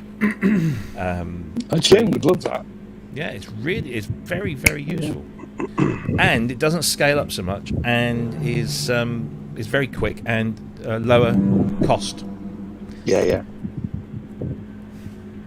So how are you doing, Andy? Hey, doing all right. Had a nice nap after Ramsey's show. And I had to come outside, so I don't feel like such a troglodyte. Some sunshine, and I only slept about probably 6 hours total, but it's broken up over a couple sessions. How was Ramsey's show? Because I missed it today. It's fun. There's a lot of people. Cool. Henrik was on there as well, and because he's just put an album out, hasn't he? Yeah, talk about that a little bit of news stuff. Wasn't that much news. Of course, the sad stuff like WMD is going away, and a few other things, and usual. Eddie did his little thing to trick everybody, and it worked. I tried. And failed. Name that synth. I knew it was a Roland, but I just didn't. Yeah, I actually owned the device, and I didn't know quite what it was. But epic fail! But when you have too many things, it's very easy to go, wait, is it that one or is it that one? Is it that one? I'm just rubbish at identifying synthesizers. I'm absolutely terrible at it. I look at them, I think, even ones I own. It's even worse because on the show we we try our best to make the video unrecognizable. Yeah. So try to recognize synths from the same decade just by the sound. Yeah. I spent 3 hours making one for the MR76, which most people don't know what the hell that is. And so I go, this will be easy, right? They might recognize EMU, but they won't recognize the rest. No. And so, or in Sonic, same time period basically. But so I spent like 3 hours doing all these weird video things and inversions and all this kind of stuff. And one of the guys guessed it like a couple seconds because I put a little too much in one of the shots. I'm like, oh man, I waste all this time, and it just could have done something so much simpler just to be busted like that. So yeah, I'm never going to bother making one because all you got to do is probably just list every DX. Somebody will get it with a couple of. True, yeah. I've covered most of that ground already. No, but the funny thing is, the ones I'm sure, not because they're so, how to put it, so excellent that they're being produced very few or were too expensive, nobody could afford it, because that's not what I have. I'm just starting from the other end.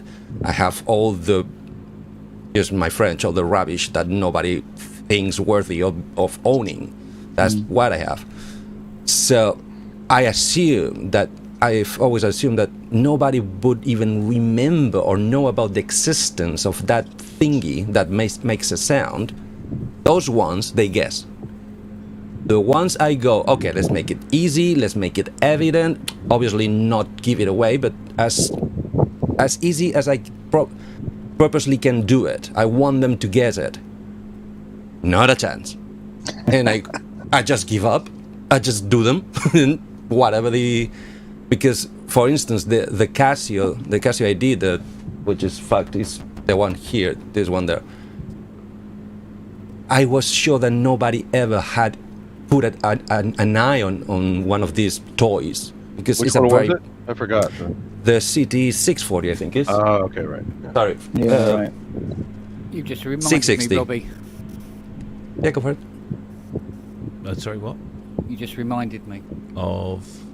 We just played it. Oh. Yeah. So that one that I assume that nobody would have even dignify the thing with a look, they guessed in second and a half. In 2 seconds of the video, somebody put the answer. And I went like, great. And everybody in the audience, everybody in the chat knew about Casios. In fact, the guy who guessed it also posted like 2 other models that are from the same line, and 3 other people post models from the same line. It's like, okay, That's bizarro always the trick. world. You can be in the ballpark, but to get the exact model can be tricky. No, and Yeah. that's what the whole contest is about. It's virtually impossible just by the sound. If you don't get very good hints from the video, Right. it's virtually impossible. Even more if you're talking all the Rumpler era, all the JVs and XBs and sound canvases, all the ones that basically were built out of the same chip, either by Roland or by Yamaha, because you can hear the lineage of those things. Yeah, and if you do like a Casio VZ demo, it'll sound like an FM synth. So you Exactly. could make someone think it's a Yamaha. And probably it is Yamaha chip inside, just with a completely different architecture or just a different inputs and outputs. I don't think it is. It's not. The phase distortion has a similar output No. sound, but the engine's different. Sorry, that's my mistake. I don't mean that particular one. I mean if you go the Casio route down, not the when they actually did something original, they took the lead instead of just following trends. If you take the other ones, the following trend ones, Yamaha chips inside, Roland chips inside, I don't know, everything that was they clearly cheap for wanted to them. make FM, but they didn't have the license, so they did a dance around it. So Exactly. yeah. I mean, I always thought. I mean, I never owned a CZ, but I always liked the sound of it, and I always They're found great, it's yeah. quite. You know, you can always identify it. Really. They're not very fun to program, but they can sound really good.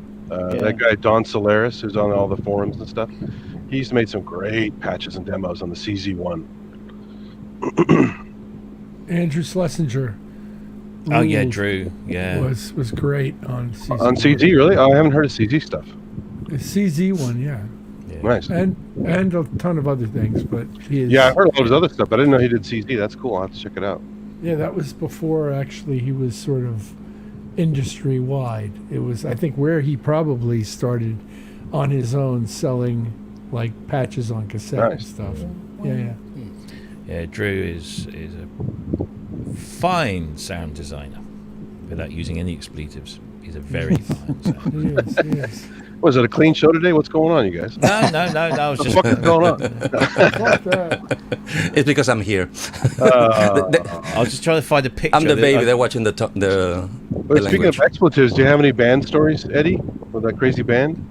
Oh yeah, the band. Two Yeah. words. Eddie. Sing the band. Sum it up in 2 words. 2 words. I quit. Oh. Hey, well done. Because Wait, of the last not show yet. or Good just in man. general? Yeah, good man. Not yet. I mean, I got the decision. It's in my head. The next band meeting is next Thursday, band practice, which is going to be extremely dramatic because I'm going to drop the bomb on the second bands, because basically they want me to play bass guitar in one band and start playing upright slap rockabilly bass on a second project run by the same people at the same time, like in Friday one band, Saturday the other one, and whatever comes through the year. Not only my health can't take that level, I'm too old for that shit, but with all due respect, and it's because Play out of I'm tune to match the vocalist. huh? Just play your stuff out of tune and match the vocalist perfectly. It's a tribute. So tempted. I could do with the upright. I totally could do. Now the thing is, next practice is gonna be the rockabilly one, and I'm just gonna show up with no gear. Or you could go with a Because- bang. so- You could do the freeform jazz odyssey in front of a festival crowd like Spinal Tap. Oh yeah. Yeah. With 3 bass players. You were talking about CZs, right? This I need to show you this picture because it's Is this too loud? This is the band that I used to play. This is about 1980. I want to say 1986. Wait, is that you on drums? That's me on drums, but this is Jeez. Mike, CZ 5000 and a 106, Nice. and then he then really splashed out once we. Oh no, the wrong one. See, Why? he got the Casio AZ1 Oh, controller. yeah. C1. Okay, Mike, that's a he, good one. he was, in the, he was like the proverbial dog with 2 dicks. With Once he the got that, guitar. he He thought he was, was famous in the My Prerogative video. yeah, he thought that he was now up there with the guitarists, and he was all over the place with that. Bless him. Sadly, Mike is no longer with us. He passed rest away in peace. tragic. Yeah, but then there is this one here. This is 16-year-old me on my very cheap and awful Thunder drum kit. Oh, you got a Thunder. Oh, it's all I could afford at the time. It was replaced Yeah. with a Tama Swing Star. I will, yeah, that's my redeeming feature. Who made And you Thunder? got Was that a convinced local to thing? remove the heads. But can you notice the studious observance of health and safety where they put the drummer? Read the on sign the on fire the exit. right in front of the fire exit. That's great. That's because they reckon you were on fire, mister. Those drums were going down those stairs. Yeah, First step. exactly. Yeah. That was me. Yeah, so that's wow, 86. But no, that Mike was a big Casio fan. He had the CZ 5000, he had the AZ1, and he had the RZ1 drum machine, which I replaced. I was the replacement for the drum machine. It worked the other way around for me in that band. I see. So there you go. Is that a machine didn't Carlsboro replace for the keyboards? no, the Carlsboro was the keyboard amp. Yeah. Seen one of those, many, Yeah. couple of them. they were cool. They just didn't have any nuance at all. It was Yeah, just yeah. pure brute force forward. So there you go. Hey, speaking of FM and all that stuff, have you tried the optics, Robbie? Really I haven't nice. tried the hardware, but I do have the native plugin. Okay. They're really good. That deal that went around was pretty nice. Yeah, it only went around in your neck of the woods. Why? Here's the deal. It actually did, and then it didn't. And so I had Okay. to find somebody who was selling one Oh right, new yeah. in box, basically, for a similar price. So I didn't get the deal, but it was good enough. I was really, really happy when they announced the plugin because I really wanted to play with one, but I just couldn't justify the full price to have yet another piece of hardware knocking around that will probably not get used as much as something like the Essence if I want FM. Yeah. You know, the Essence really covers all the bases. And the leads and the melody parts too. I mean, it's very cheaply made, super lightweight and everything, but the sliders are decent on it. And, you know, as you saw, Manny had trouble with the screen. I guess there's some bum units out there, but Yeah, well, we were saying earlier on that you know, some units had been shipping with, you know, faulty screens, but Reverb have announced that, you know, if you take it into a service center, it'll get done under warranty. So the great It's thing not is all to bad. see all the knobbage on it's pretty fun. I made a little silly demo. I haven't posted yet. Just first impression thing. And it's a really, really pretty patches on there. Yeah. And Oh, just yeah. whacked out stuff as well. Just going to those ratio knobs, it's a trip. yeah, it's interesting to see people because to have the operator levels and the ratios presented to you in fader and rotary format is very appealing and very interesting. 'Cause, you know, to mess around with that stuff on, you know, original hardware like DXs, you know, it's a whole bunch of button presses and then flip Sure. one does the other. So it's nice, but it's also interesting to see people using it in almost the incorrect way. Yeah. And yet they're still getting some interesting sounds out of it, which is nice. So it And just, having three effects stacked on it is really cool too. It's very easy to go in there and quickly add and remove stuff. I love the random function. You know, Yeah, the yeah, random patch. randomizers are- yeah, It's very- really Random, good. of course, yeah. Yeah. No, I love it actually. I'm kind of. And where you can slide in and build your own algorithm is kind of cool. That's Yeah. kind of fun. yeah. No, it's good. Yeah, it's a cracking little idea. I just think it wasn't brilliantly realised in hardware. They could have done. I mean, what's happened to the Wave State SE that they Oh, the promised? silvery one, the big one, yeah. Yeah. Well, there's that drum machine as well, isn't there? Oh, yeah. They launched and we've never seen it, and I've never heard anything more about it. No. I mean, actually, I have to say it's all going a bit quiet on the call front at the moment, but they're having a massive trouble with the chip, like everybody else. Yeah. Eddie, is there any chance you can turn that down just a bit? Two DW8000s that are dead, so I'd like to replace them with a mod wave. Yeah. Yeah, well, actually, yeah, me too. I loved my 8000. I had a 6000 as well. Oh, they're great. Back in the day. Oh. We had a couple of mod waves come in, but I didn't unbox them because I had customers already for them, so they went straight out again. But the I mod want one wave myself at some point. Yeah, I'd like to see the mod wave go the plug-in route as well as the. Yes, I would too. The little bouncing ball physics model in the mod wave is very clever. I'll happily buy the mod wave plug-in, sight unheard, if that's the right phrase. But I'll buy it because I know it'll be good. Yeah, because all of their plugins are. So yeah, it's nice. Yeah. Hey, Kent, have you ever fixed a DW8000, or they're just not common? Yeah.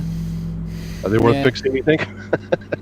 I enjoy mine, but they're both dead for no reason. Just it depends on how bad they are. Yeah, mine was okay. The actual synth itself was on, but the keyboard was knackered, you were getting things like some of the keys would work, some of them wouldn't. But if you obviously just MIDI it to another keyboard, it was working fine. And I did like that for a few years. I did eventually sell it. Korg said to me, "Oh, you better off getting rid of it." Yeah, I replaced the batteries, I flashed the thought, patches, I did all the stupid stuff you're supposed to do. Yeah. And they just don't behave. So yeah. They're not dead, they just don't do anything. So have you MIDI'd them? Is it not I got frustrated. I will eventually revisit them, that's why I still have them, but it's just one of the things I'm like, oh man, one was working beautifully, and I bought a second one just as a backup, and then they both failed at the same time. It's not that I'm going to say Kent will know, but it's not the battery, is it? Because I've had that go on a 6. Yeah, it didn't leak or anything. It wasn't damaged, but it was definitely an old battery. So yeah, I mean, it depends on the sense. Some do where the battery goes and it doesn't do anything anymore until you put at least the batteries back in it. But there ain't many keyboards like that. Yeah, the worst was my SX240 because it has the damn soldered-in battery, so I had to cut it out. Yeah. And replace it with some kind of decent one that would be. I actually installed it. It was like a little cordless phone battery from Radio Shack. Yeah. Wrapped up in a package and stuck on a plastic battery tray. So even if it leaks, it's going to take a hell of a long time to hit the damn motherboard. So. Yeah.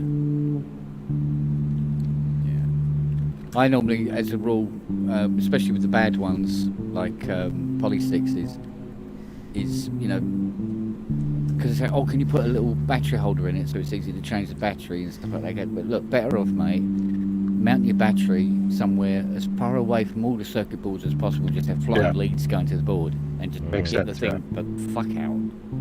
Go over there somewhere. That's the best thing to do. But it's I still can't figure out how Roach Chromas, when the batteries in them go, and it still kills the board, even though the thing's upside down and the acid should fall down. It still kills the CPU board. Wow. Because of the fumes. So. I mean, it's capillary action, right? It just keeps running wherever it touches. So. Yeah, and so it should just drip down onto the wooden keyboard, but no. So they're going to eat the board. Right. For a laugh. That DX7 back there is yeah. It's confusing me. Go on. Well, I just don't know what's. I think it's certainly something to do with the batteries. Basically, the internal RAM isn't behaving properly. It's weird because that was one thing that was working when Ty borrowed it. No, this is the DX7. Beg your pardon. Beg your pardon. Yeah. So this DX7 is like if you're doing everything off a cartridge memory, works absolutely fine. As soon as you load something into internal memory,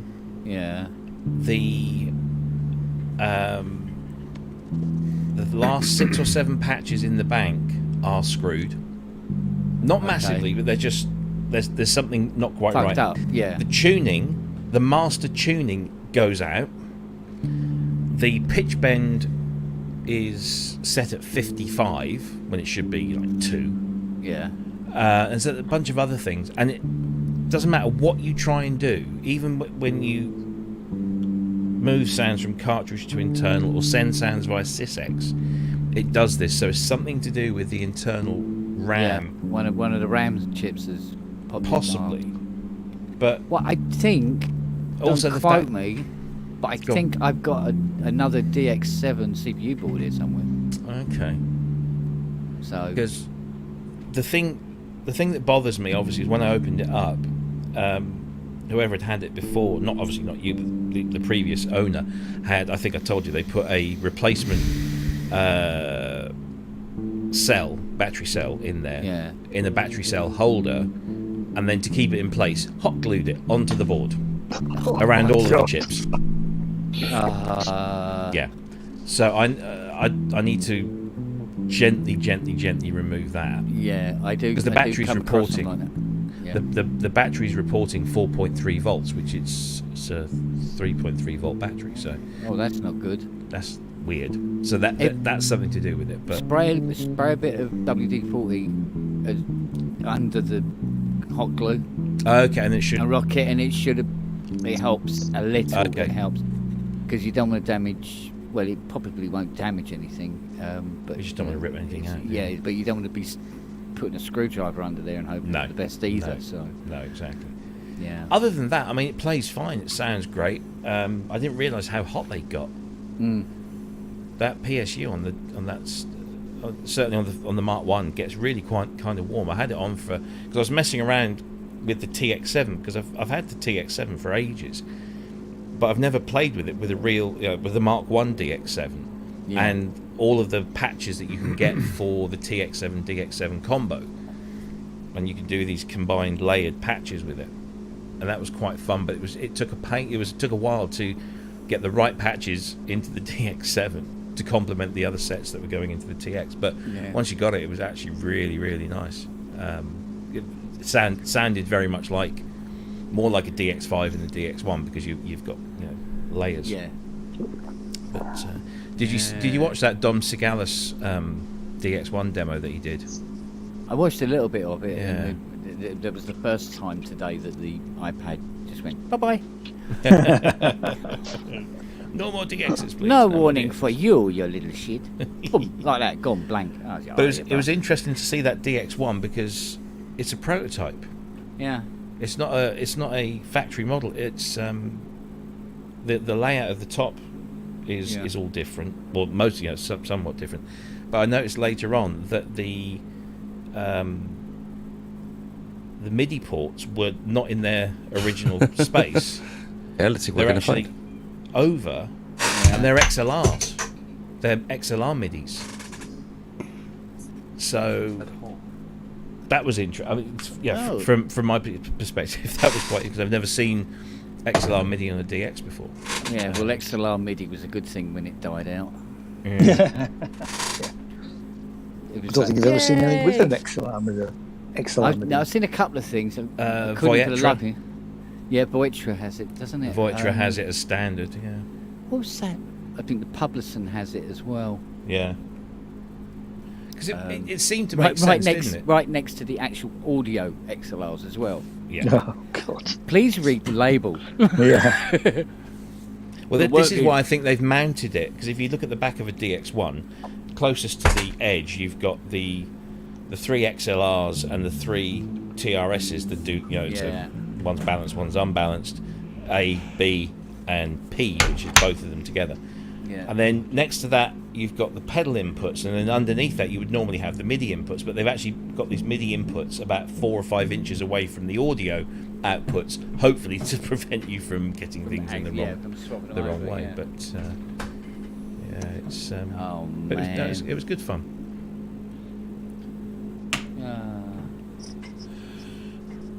So, 2 subjects. One, at the factory, what we use for removing hot melt glue is Surgical Spirit. Okay. Okay. It totally removes it like it's not even tacky. It falls out. So you put some drops right when the glue meets whatever surface it's attached to, let it sink, and if you start peeling, whatever's meant is gonna keep opening way through it. And then the Surgical Spirit will just evaporate of its own accord. Exactly. Yeah, it shouldn't damage the board at all. Cool. Oh, that's what We do it with the PCBs, and we sell the products to customers. So shouldn't. And the second, vintage synths in UK in 2022 getting hot. My theory is most of those things were designed for 230 volts. Few of them, the 90s stuff, were designed for 240 volts. No plug, no socket in my house is less than 250 volts. So those 10 to 20 volts extra, where do they go? My theory is they go up in heat. Possible. Well, That's the mains in the UK can fluctuate between 210 and 320 Wow, I didn't know that. during the course of a day. We have got the dirtiest mains in Europe. really? Where's Yeah. the Spanish? Yeah. And Hard to worse believe. still, the worst time for stuff to put the most stress on any electrical equipment is if it was on at about 5:30 or 6 o'clock. Oh yeah, When they switch from coal to nuclear. because everybody's ramping up the ovens and the And there's kettles and it's a right old pump into the grid, and you just get the lights go dim back in the evenings. Do you remember that, Rob? Yeah. And that never would saw put that. dreadful strain on anything that was plugged in at the time. Normally the TV, because the news was coming on, Yeah. and all the But- dads up and down the country were watching it. how wrong is my theory? Are we overpowering all this gear? Mostly people like me who, the minute I walk in this, everything is turned on for hours. The difference between 230 volt running through a transformer and 240 or 250 is fuck all. Really? Yeah, it's nothing. It's nothing. Like in hour after hour, day after day? No, I it's think not- they're frying the PSUs. No. The only thing that's really going to make a kill off a PSU really quick is direct sunlight. Okay. So, like in the Damn workshop, it. because I've got windows all round. Mm. Round about 2 o'clock, if I'm using anything with a wall, I go and put it in the freezer for 10 minutes, and then bring it back out. Because if you don't, it packs up. It just melts. So, Crazy. yeah, especially in these kind of temperatures that we've had this year. Yeah. Yeah, but yes, I hear what you're saying. My thought now is, how the hell do we manage in Spain? Because this is normal temperature from April to September. Yeah, How but do you we probably- manage? Well, you probably got it smoother than we've got it here. It's not I fluctuating. mean, the voltage? Yeah, it's not fluctuating as much as it does here. Hard to believe. Yeah, no, it's really fucked up here. Okay. Yeah. Obviously, you know better. There's no arguing about that. Just a quick change of subject. James just Yes, said go for it. that if any of you go to Sky Arts, they had the Sisters with Transistors documentary on tonight. Which you've taped it, you've seen it. Yeah, I saw it at Bradford in the National Science and Media Museum. Yeah, we paid But I have when taped it it first as came well. out. It's brilliant, absolutely Yeah. brilliant. They've had some really good stuff on this like yesterday and today. They had the Tangerine Dream documentary. right. Had I Dream of Wires was on. Yeah, I've got the DVD of that. Yeah. I wish Dave could get Bright Sparks onto it. Oh, Yeah, that would be brilliant. Well, that Yeah. help. But I think, didn't they ask him, or somebody who's put documentaries on there would say that he needed to edit it so that, for all the commercial breaks, it just interrupted the flow and he just couldn't be bothered. Yeah. Which is a shame. Hey, that Sky stuff never makes it out of the UK, right? Sorry? The Sky stuff never makes it out of the UK. No, I think Satellite. So it's torrent time basically to watch the Tangerine Dream thing. You'd have to watch it on torrent. Yeah, Yeah. I think so. It'll be around. But Because Dave was saying some of the best stuff is not in the film. Yeah. The footage, especially of Mr. Perlman's wife. That you could make a documentary just about her. Yeah, she was amazing. Yeah. Well, it's like A Dream of Wires, the hardcore edition, which is on I've got that. Blu-ray. Yeah. Is some there's some great stuff that's not in the regular cut. You know, it's I love watching that because it's got Mike in it, and obviously Mike's no longer with us, but it's lovely to watch that. And I really want that sub-hardcore movie to get a proper big release, but it's so niche. I almost ended up in I Dream of Wires. I missed it by a year because they had a bunch of footage at a Berkeley meet that used to happen. Mm-hmm. And I started going to that. It was a really cool synth meet. Metasonics was there and all the big local guys. And I saw the footage and I go, oh shit, that's the year I didn't go. Oh, man. Now there's some great stuff out there, but the thing is, it's like I was speaking to Ned, who's the director of the Don Lewis documentary, and I've watched that in its original cut, and it's brilliant. It's such a well-made thing, and it would appeal to so many people. But to get it onto a channel like Sky Arts or any kind of channel, you have to broaden its appeal and to edit the movie in such a way as to make it appealing. You have to water down the geeky synthy stuff and make more of the other bits. And I mean, Don Lewis's story is incredible as it is, because it's not just about his technological skill with the live electronic orchestra, or the fact that what he came up with, the way of connecting all of those machines essentially fed into the MIDI standard, but the fact that he fought against the unions who stopping him from playing, and then there was the whole racial element as well. And the man is such an incredible human being. So there is a real human story there that transcends the technology. And they've had to recut the movie to get bigger distribution. Otherwise, they're just not going to make the money back, let alone turn any kind of profit on it.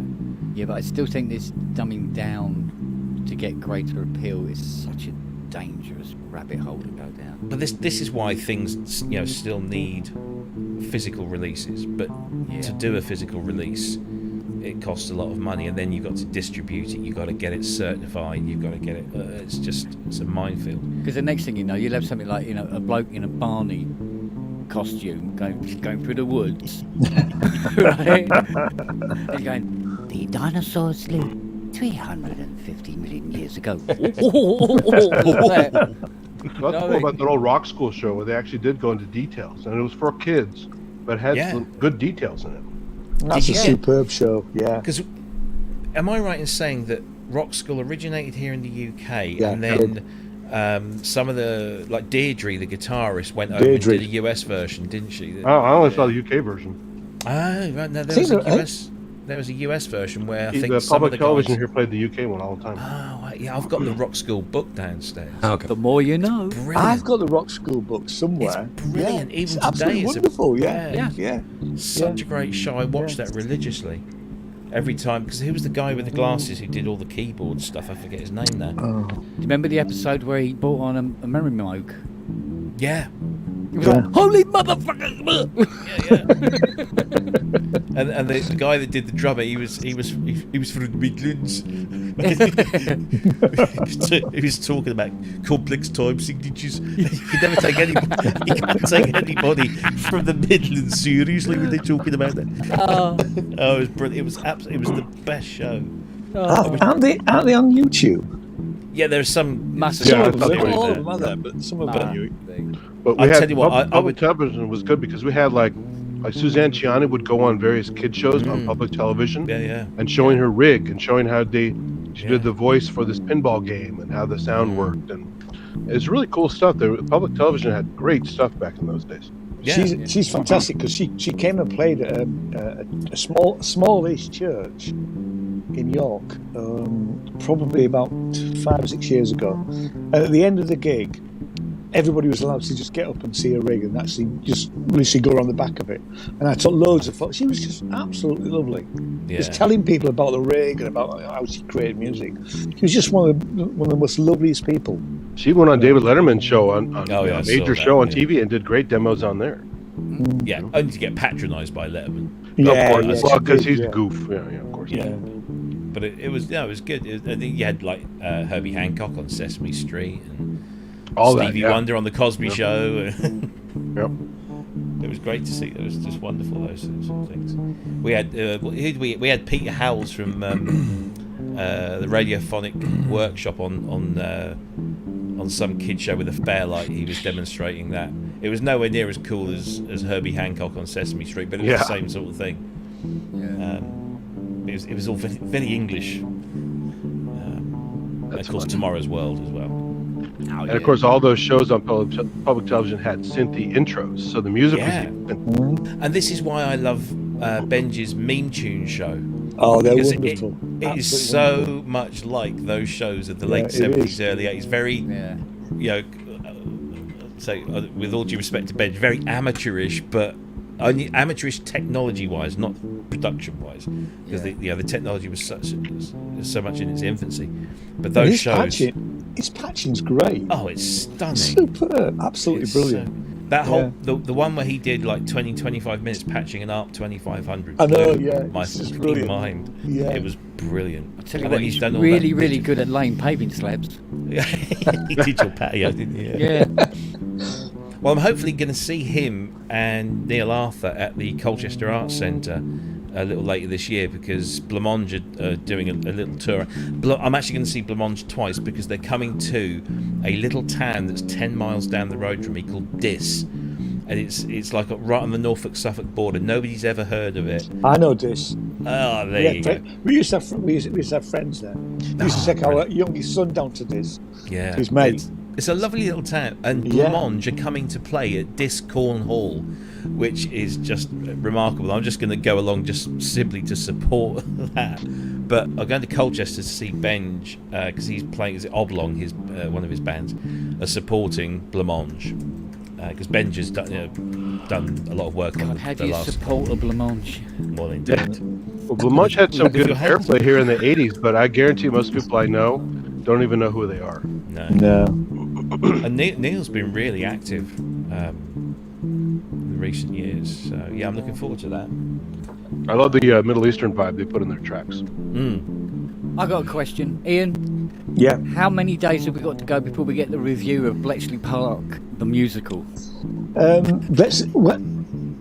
That's 3. Well, that's our last day. Yeah.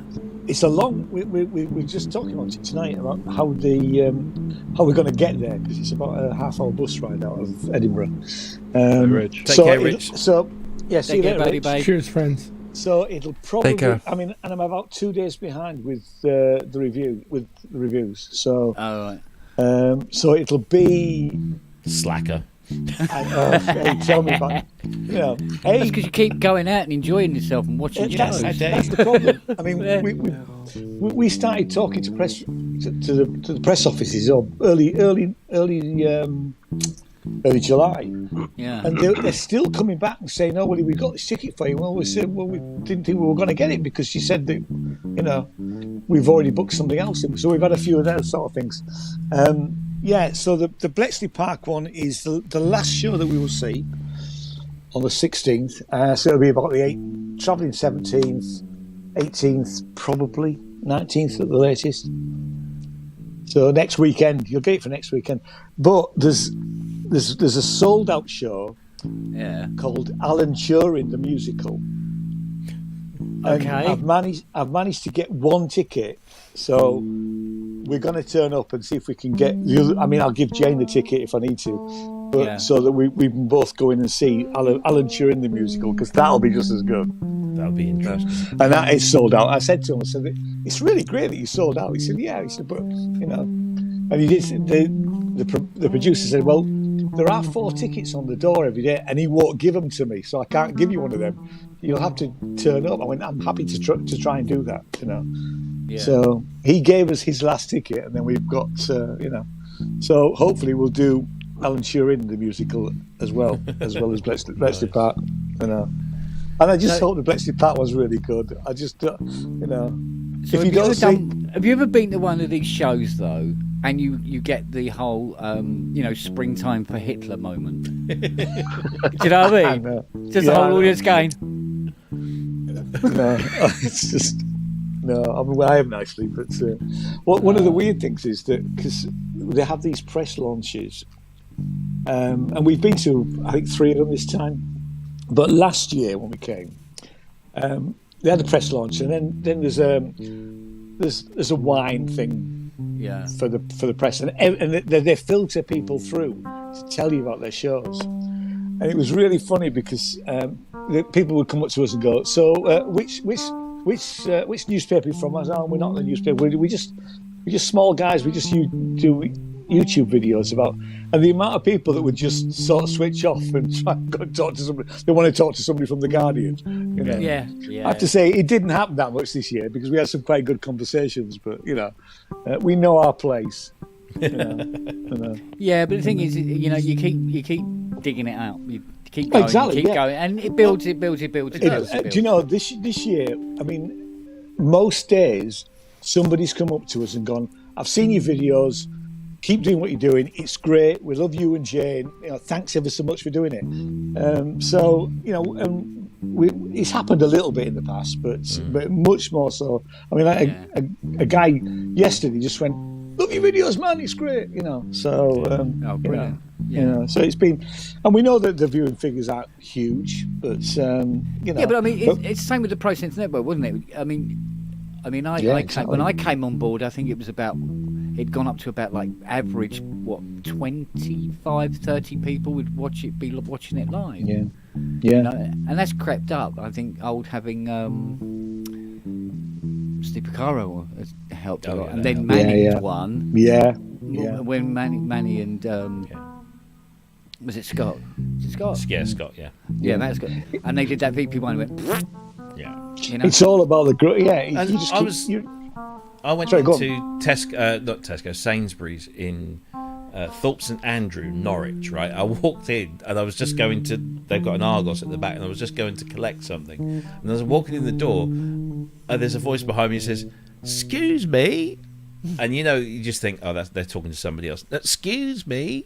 And I turned around, and there's this place that says, "Are you Rob from the Pro Synth Network?" And I'm like, "Yeah." He says, "I bloody love your show. I watch it every week. It's well great, done." isn't it? And it was just like, wow.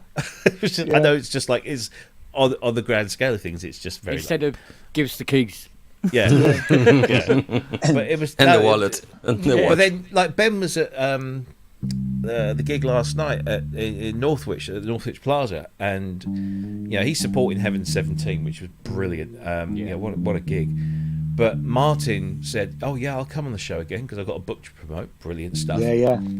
Oon, who is who are the other supporting acts, Mark Radcliffe. Mark Radcliffe, yeah. They knew about us.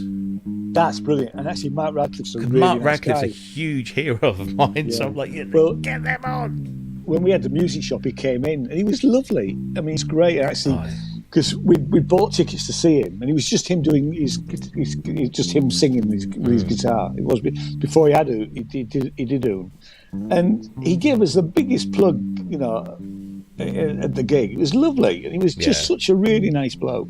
You know, I think the fact that he's, you know, obviously deep down a genuinely nice guy, but the fact I think that he worked with, you know, he engineered and produced a whole bunch of those Peel sessions. He knows what it is to be at that bottom rung and just trying, and he will never walk over anyone. He will always try and lift, you know, use whatever he can do to lift up someone, whether it's just some kind words here or a mention there. He's just a genuinely lovely guy, and he's a massive hero of mine. I want him on the show. Yeah, but this is why I keep banging my head against the wall trying to get hands on, because if we can get hands on, hands do you know? on. Do you know how many music technology shows he's been on? Exactly 0. I would say I've never seen him on one. No. Nah. And that's why we are trying to do it. Yeah.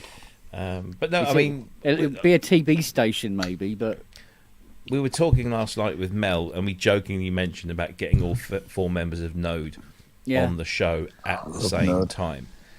Now, we've had Mel and we've had Dave, and I know Ed Buller, so I'm going to work on him. He would probably come on as long as he's not busy. It's Flood. I would, given my knowledge of Flood and his complete inaccessibility, I would say that would be the peak of my booking career if I could get all four of those people. That would be a show. That would be a show. Yeah, I mean, just Flood on his own would be amazing because Flood has been phoning me for 8 years now about getting his modulars repaired. Well, then say you'll happily do it. And I keep saying, "Well, I'll bring them down then." Yeah. Then I go, "Oh yeah, I must get." I totally respect the guy. He can do whatever the hell he wants. Oh yeah. But even when you hear somebody like Mel turn around and say, it's just he won't answer his emails, he won't answer his messages at all, ever, full stop, never has done, never will. It clearly indicates that this is a guy who knows exactly what he's doing. He doesn't need anything. He just plows his own furrow, and that's fine and that's cool. And if we can never get him, fine. We'll take that. We'll get three-quarters. Get somebody else. Yeah, I think he produced the last Shed 7 album. Yeah, because they're local heroes, and I know Paul quite well because he's got his business opposite where the shop used to be, and he's seen around town. And I was really surprised that Flood did that album. Didn't seem like his sort of thing, really, but maybe that's why he did it. Yeah, well, exactly. Yeah, I know Flood mostly from Depeche Mode. What else? What other major stuff did he produce? Oh, I'm not sure. U2. U2, okay. Oh yeah. Was he Forgettable Fire? Did he do that? Yeah, I think that was him. Yeah. Oh, that was Brian Eno. Oh, was it? Yeah, but with I think. Oh, with Flood as well. Yeah. Okay. He didn't show up in the documentary then. Was it? Of course, you Google Flood, and then what you get is like flooding in the UK. Yeah. So yeah, it's part of the anonymity. So should we put Flood musician or music producer? There we go. There we go. Flood in brackets producer. I mean, I've seen him talk. I've seen him talk in public, and he broke down "Enjoy the Silence." I think it was. Or one of the Mode tracks, and he was telling us these great stories about the whole production. So here we go. The Flood's projects: New Order, U2, Nine Inch Nails, Mark of the Mambas, Depeche Mode, Gary Newman, Sneaker Pimps, King, Ministry, Charlatans, 30 Seconds to Mars, Erasure, Nick Cave and the Bad Seeds, PJ Harvey, Foals, Aha, Orbital, Sigur Rós, Jesus and Mary Chain, Smashing Pumpkins, Killers, White Lies, Pop Will Eat Itself, Warpaint. I'll stop there. If you look at it, just even simply his wiki page of his credits, starts with the Associates and Fourth Draw Down and goes right through to Jenny Beth a couple of years ago. I mean, it's just an incredible body of work. So yeah, that's cool. Hey Kent, random question since you guys were talking about power earlier. Yeah. Any idea why Alesis for a long period went the AC route on their power adapters? That's a very good question. So fucking annoying. You can't battery power any of those things without an inverter. Yeah. No idea. You know what it's like? It's probably some guy with a ponytail in an office going, "I've got a great idea." I mean, was it considered more efficient? Is it cheaper? Is it? No, it's just more now. It's more relevant. Because it's still noisy, right? Dude. If anything, more noisy than DC, right? Yeah. I don't know what the hell that was about. So I think I had the perk. Yeah, it's the perk pad. I got it with that. Was it? Did I get that without a power supply? I got something Alesis without a power supply. Well, it's probably the same reason why the Quadriverb had that stupid bloody power connector. Yeah. Because like the air synth, I wanted to take the air synth is so small. I wanted to make it portable, so I had to have a battery pack, an inverter, and a bunch of other stuff, and it was all bigger stuff than the actual air synth. Yeah, that sounds about right, bud. Yeah, because the my Alesis drum kit, it comes with a brain, which isn't very good, but the earlier the later ones are proper AC/DC. Yeah. But the earlier stuff, like that was it. It was the DM10 module.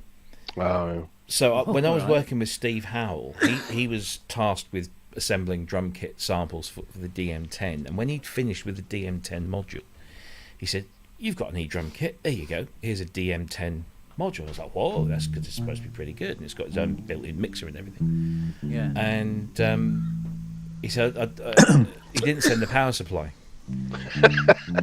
and then he goes and fucking dies. So I couldn't get anything from him. So it was a case of trying to find a compatible power supply, and that's when I realised that they did this whole AC/AC thing. But I did eventually get one, and then it didn't work. So it's just sitting in the bag somewhere. I don't know. There's something. I think it was because it was like a late prototype model, and I've got bunches of stuff like that. My Z8 sampler is a late prototype, but it doesn't retain any stuff in RAM. So every time you turn it on, it's January the 1st, 1900. Wow. The time is midnight. Yeah. Years ago, I went on eBay and bought a whole cluster of those AC/AC adapters, knowing one day they would come in handy because Well, it's like a lot the of times they don't sell it KPA3s. with it. Yeah. Yeah. Yeah. It's like those Yamaha KPA3s. So much stuff uses a Yamaha KPA3. So there's somebody on eBay that sells them at like £7.50 a pop. So I buy a bunch of those because the UX256 MIDI interfaces that the Yamaha did about 20 years ago, little silver box with 6 pairs of regular and then 2 of the TG ports. Brilliant, rock solid, stable as hell. You can connect them up to like 20-meter USB cables and they're still brilliant. Every time I see one of those on eBay for 30-40 quid, snap it. I've got about 4 over there just piled up, not using it at the moment. But when I do, because when I expand this place, they'll be absolutely brilliant. But none of them ever come with a bloody power adapter, so they're all KPA3s. Yeah, well, I got 2 stacker chests sat in the garage that are full of wall warts and power supplies to various things, and you go through. I think I've got power supplies that go in. The voltages go up in 0.1 from about 2.5 volts up to I think about 32. It's just big chunky ones, little ones, one's going to wall or plug mains block, and it's just like where did they all come from? Well, the other thing too is they should have made the block inline on every adapter ever. Yes. Having a chunky wall wart is the dumbest thing ever. Yes. Yeah. Couldn't agree more. And you haven't seen the British ones. Bane of my I life, can right? imagine, Bane of my fucking life. Pointing is case. where they do the wall wart and they put the UK plug on, but the other way round. Yes, So so it's when you upside put- down. Yeah, so if you got if you got an extension and you put it in, it covers one of the other plugs. Yeah, so you it can does, now only yeah. use 3 instead of 4. Yeah. Yeah. Absolutely stupid. Yeah. that Drives me Blu-ray mental. player I bought a 4K Sony Blu-ray player a few weeks ago, and it's basically because it's been modded to be able to play multi-region Blu-rays and DVDs. Yeah. So it comes from a company in America actually who do the modification and then sell them through Amazon. And it comes through in the Sony box with all the Sony accoutrements, the adapter, cables, and what have you. And I plugged it in, and it's got a little wall wart power supply. And it's a genuine Sony wall wart power supply. And it's the correct voltages and everything. You plug it in, and everything fires up. Put a 4K disc in there, and it shut down. Literally, as soon as you press play, it shuts down. Yeah. And I'm like, what the fuck?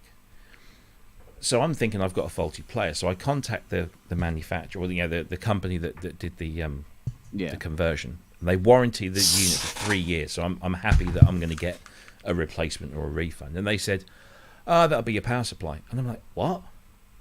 how is that a power supply? It's like it works on every other disc I put into it, but it's just the 4K discs. It's messing up. No, that'll be your power supply. We'll send you a new one. 3 days later, I get a new power supply, and it's an inline block. Yeah. Oh, that's interesting. So I check the voltage, and everything's the same in terms of the electrical specifications. Plugged it in, fucking works a dream. Wow. And I contacted them and said, "Thank you for the thing. Everything works brilliantly. Thank you for the quick response. Blah blah blah. But please, humour me. Why?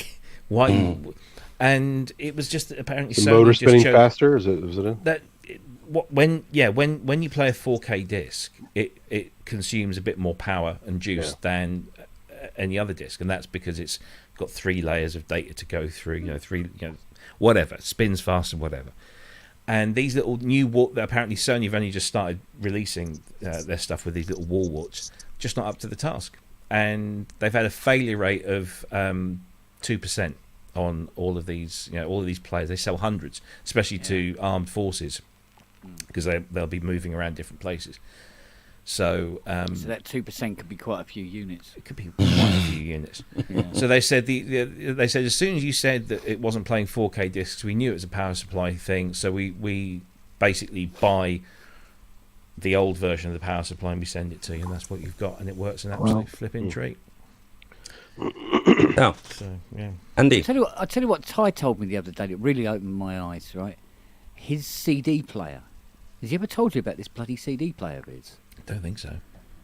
Well, he said he says it's great, it's working all right, but he says it seems okay and everything like that. He goes, oh, are you using the special mains cable? And he went, no, I'm just using a normal mains cable. No, you got to use the special mains cable. Special. 700 quid. Gold-plated tips. Yeah. See this And he oil said- made by snakes. And that's what I said to him. I said, yeah, but I said, this is hi-fi stuff. This is all Come again. all bullshit all the way. It is bullshit. He goes, Complete bullshit. I honestly said, I agree with you. He said, but I could tell that it sounded better with this mains cable. Bollocks. Bollocks. I go, well, what? No, surely not. That can't be right. But My- yeah, my- he's adamant. No. Yeah, my first Well- business was a hi-fi shop, and There I we never go. bought, and we never bought into that bollocks, and it is bollocks. Then Well, you were the you know only it ones. is. You know when they go, oh yes, and it has the gold phono plugs on Yeah. the back. You go, Yeah. well, why aren't they silver? That's a much better conductor. Yeah, I still have a set of Monster cable phono leads, which retailed. This was back in the 80s, so they retailed at 500 quid. Yeah. I know the answer And to that. I was given them by Monster at the time. They are no better than any other phono lead. They're slightly better built, but they're. Oh no, hang on. Yeah. Ty's turned up. He's going to put me straight on something. Oh my God! Here we I go. probably said mains cable, and it's a different cable altogether. Did somebody Come on, say Even Ty. that? so, I've seen people trying to flog optical this would cables bring him in. or SPDIF cables. Yeah. Hang on a minute. This is a digital signal. Yeah, but SPDIF, careful. If you go too low on the shielding, you get noise in the digital stream. Yeah. So you go extra cheap, yes, that is crap. But from Oh, sorry, it was normal £500. to ridiculous. Wow. Say what? It was £500, not 7. Oh, Okay, mind the well, detail. that's a big mind difference. The detail. So- Have you seen those little cable rests? The little blocks that you put behind your hi-fi units to rest your cables on, so that they don't Okay. touch the ground. Honestly. Because I that's learned the as a earth. kid with the video. I used to do a lot of video stuff working at a video store. And I used the gold cables at first to copy between VCRs. And then I go, hey, one day I didn't have them for some reason. I'll try regular cables for my audio stuff. They work perfectly. So I knew back then it was all bullshit. Yeah, it is. I mean, there are some things Okay. that work. I mean, vinyl clamps work because there's vinyl records have warps in them. Exactly. Michelle Yeah. vinyl I've got- clamp. yeah. Brilliant. Actually, have you got a Michelle turntable? No, I've got the Michelle clamps. The Michelle Gyrodec is a wonderful piece Okay, of wait a work. second. I could only afford the clamps I that use come in the their pig. bespoke wooden cases. Yeah. Wait. The £8 pig pig clamp. Wait, Do you know, I must tell you something that when I bought my Michelle clamp, I was super impressed at how well it did change the bass response, and certainly flattened out some records I had. Yeah. Because the Michelle, you have this clamp here, which basically goes over the spindle. You push down, you tighten up. But what you have to have is that. the grommet for what? The little felt washer that sits on the spindle. You put your record on top of that, and then that creates the thing. Yeah. Now, I lost mine, and I contacted Michelle and said, I've lost my felt washer.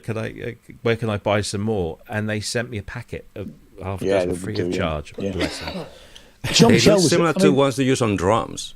Yeah. No. Or cymbals. No, they're thinner. The first hi-fi Well, shop as in I ever worked thinners. in. Okay, wait a second. So, all of you are you, because I think you're basically joking on me. No. Are you actually asking why are cables gold? No, we're just saying you do not have to spend stupid amounts of money No, on a exactly, cable. Yeah. Good, because I know the reason, and I can give you the reason why they're not silver. You all know. Good. Moving on. Oh, sorry, I thought you were pausing for suspense there. No. I was waiting for anybody to actually tell me that they don't know, because I assume you all know No, go the for reasons. Gold Gold. officially looks more expensive, and it's like, woo. That's why this is not silver or even platinum, because you can tell by looking at it if it's platinum or silver. But if it's gold, it's yellow. You can tell, so you can charge more. That's marketing, 100%. But why gold on connectors? Rust resistance is the only reason. It's not conductivity. It's nothing else but keeping a longer clean contact both on the plugs and on the sockets. Is the only reason. But they're only plated so that wears off. Yeah, exactly. Yeah. And they're played in rooms that are generally well ventilated and do not Exactly. metal things do not And then you succumb plug to your, rust. your Boots phono cables in the back. Yeah. And exactly. don't buy solid speaker cable, buy copper stranded cable. And you don't have to spend a fortune. So I know, because in Spain and we don't even have solid. And have a QED strand. We don't do solid for anything. Yeah. Nothing is solid in Spain. Oh, yeah, strand Everything's cams. stranded. What? Yeah, I mean, For what? QED Say that again? 79 strand was more than enough. Yeah. And it was really cheap. So spending 300 quid on speaker cables, as people do, is just a waste of money. 300 quid. I heard of carbon Ty. polymer thing, 1,000 euros, yeah. 1 meter for a speaker parallel cable. And I went like, Sorry, I'll He's- go disagree with Ty here. okay. What she said. I Basically, he's AB'd loads of this stuff over the years, and some is bull, but much of it is totally legit. But not in About my what? experience. I mean, your This is ears like, can't this deceive is you. like Just like saying Berenger 3 times, you know. Yeah. it's just And like in astronomy. I know certain structures in the scope are supposed to be there, and sometimes my mind fills in the gaps. I'm not seeing what I'm supposed to see. Oh my Your God. brain can fill in the gaps. Worms everywhere. Worms everywhere. Yeah. Here he comes. It's all snake oil. On the You know, Think it cables. sounds better. You think it sounds I can better hear because it. somebody. We're all I can hear him unreliable. doing that in my head. I mean, Yeah. don't get me wrong. Yes, there is a limit of how poor a cable should not be. And we're living among them. Everything you buy in Poundland or Pound Stretcher or anything, even in big retailers like Curry's, if you go to the bottom of the price, you're basically playing with the quality. And also, someone All over the way 50 up saying they to hear the the difference, HDMIs. there's no way, because your frequencies are what? toast. Well, what also happens is that the further up the food chain you go with this stuff is you get less and less. Yeah. If there is an improvement. Diminishing returns. To get 1% in increasing quality, you need to spend 300% more in price. Yes, that is true, because, and I'm with you, on the cable, beyond a point, like, let's say, I don't know, speaker cable, more than £4 or £5 a meter, beyond that, if you can hear the difference, I basically quit. Yeah, I wouldn't even spend that much. No. But I'd do you see what I mean? Yeah. I can give you, because, not because the quality is better, but the shielding is better, the gold plated is thicker, because the rubber protection or the impact protection inside the cable is better, like in XLRs, which, by the way, anybody knows what XLR stands for? Because I just learned it. Oh, I did know, but I've forgotten, to be fair. Yeah, I never looked. Anybody? No. Go, Eddie. Because I thought it was some X left and right. Is it extra long reach or something like that? Even worse. Go on then. Apparently, the XLR design comes from Canon connector, the same as the RCA comes from RCA radio thing here in England. Basically, it was the series, like in the family of cables, X, L for latching, R for rubber grommet on the female socket. Yikes. It's that easy. You know the female that have that little, usually black ring of rubber. So it when it clicks in, it's tighter. That's the R4. So it's cables Series X latching, because they had a version without the latching clip. So they later did the version with the latching, and R for the rubber grommet. Who freaking knew? Not me. So, about the wall warts. Standard size AAA battery. The other way. Looks like KPA3. I'm trying to remember what. What do you think, Andy? Try to put anything in any power strip. I have to buy a racer so it stands above. Because I was going to say that. So those 3-prong adapters that are common for going 3-prong to 2-prong that we have in this country, I often use those as risers to use the power strip with blocks, because they get now I have height to work with instead of just linear. I used to have those blocks. Can you see the pad? This round. Yeah. The pad itself, this plastic pad that is recessed down, is already bigger than the space you get in between sockets. Yeah, Ramsey said he actually think about the wings. to break his off. Yeah. This is crazy. And this is a bloody Casio where you've keyboard. got like 4 or 5 sockets opposite another 4 or 5 sockets. Oh, that's even They worse. sit flat. But I've now gone to vertical towers, and I've got under here. I've got 2 vertical towers that could accommodate 12 sockets, 3 on each plane. Yeah, 3/4. Sorry, And 4/3. you just have to think about placement. But Yeah. it because they're not bang opposite each other. They're right. You can actually sort of Getcha. jig them around a bit. But Getcha. yeah, it's such a pain in the backside. Well, my solution to it was to have 38 4-way socket strips. And then if it was for like, fuck it, like plug one in there and lead on from there. Wait, don't you guys have massive power strips there that compensate for this, or no? I mean, size-wise, compared to the can. Americans, they're massive. Because in this space, I think in America you can put a 6-gang. Here is a 3-gang. Yeah, but In the those same I only would work rather with have the- a UK plug than a US plug, because I'm not gonna get into that.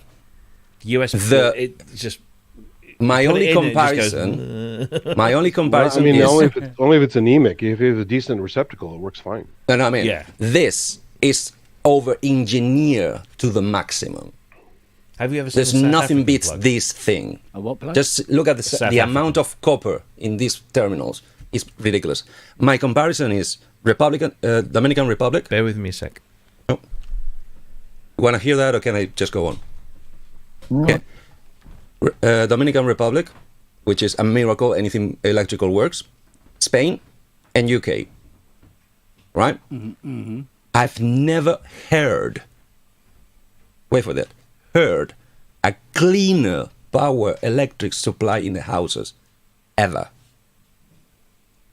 The amount of ripple crossing from socket to socket here is close to none compared to my other 2 references. In Spain, and because in Spain, well, basically in Spain, the electrical system is hazardous, basically. We don't assign phase and neutral. It's random. It doesn't help that we use the Schuko standard, which is symmetrical. Means you can plug it either phase on phase or neutral on phase. Right? So, all my gear in Spain sounded good. When I plugged it here, I thought I just bought brand new gear. How clean and nice sounded here. Just because you're putting phase on phase, neutral on neutral, and earth on earth. Yeah. Just because of that. I mean, no complaints. Yeah, this probably is the best electrical system ever. What's that? Oh, that's Italian? No, That that's South Italian? African. So it's the same but round. No, it's bigger and round. Bigger? That's the UK. Holy But smokes. Well, that is That's the three plugs we phase. used to An have. That's the industrial plugs- connector. No, this is bigger than the ones we used to have. We used to have round pins. Yeah. These are a good They're half even inch bigger across. again. Really? Yeah. That's the size we use Holy for mother of 300 pearl. volt, for 400 volts. So that's a UK plug going into one of those. I mean, Jesus it's just, that's South Africa, man. But the big question is, do they respect the wires? Because in Dominican Republic, I met a lot of 3 cable sockets with only 2 cables. Tons. Africa is great. They tend to respect the British standard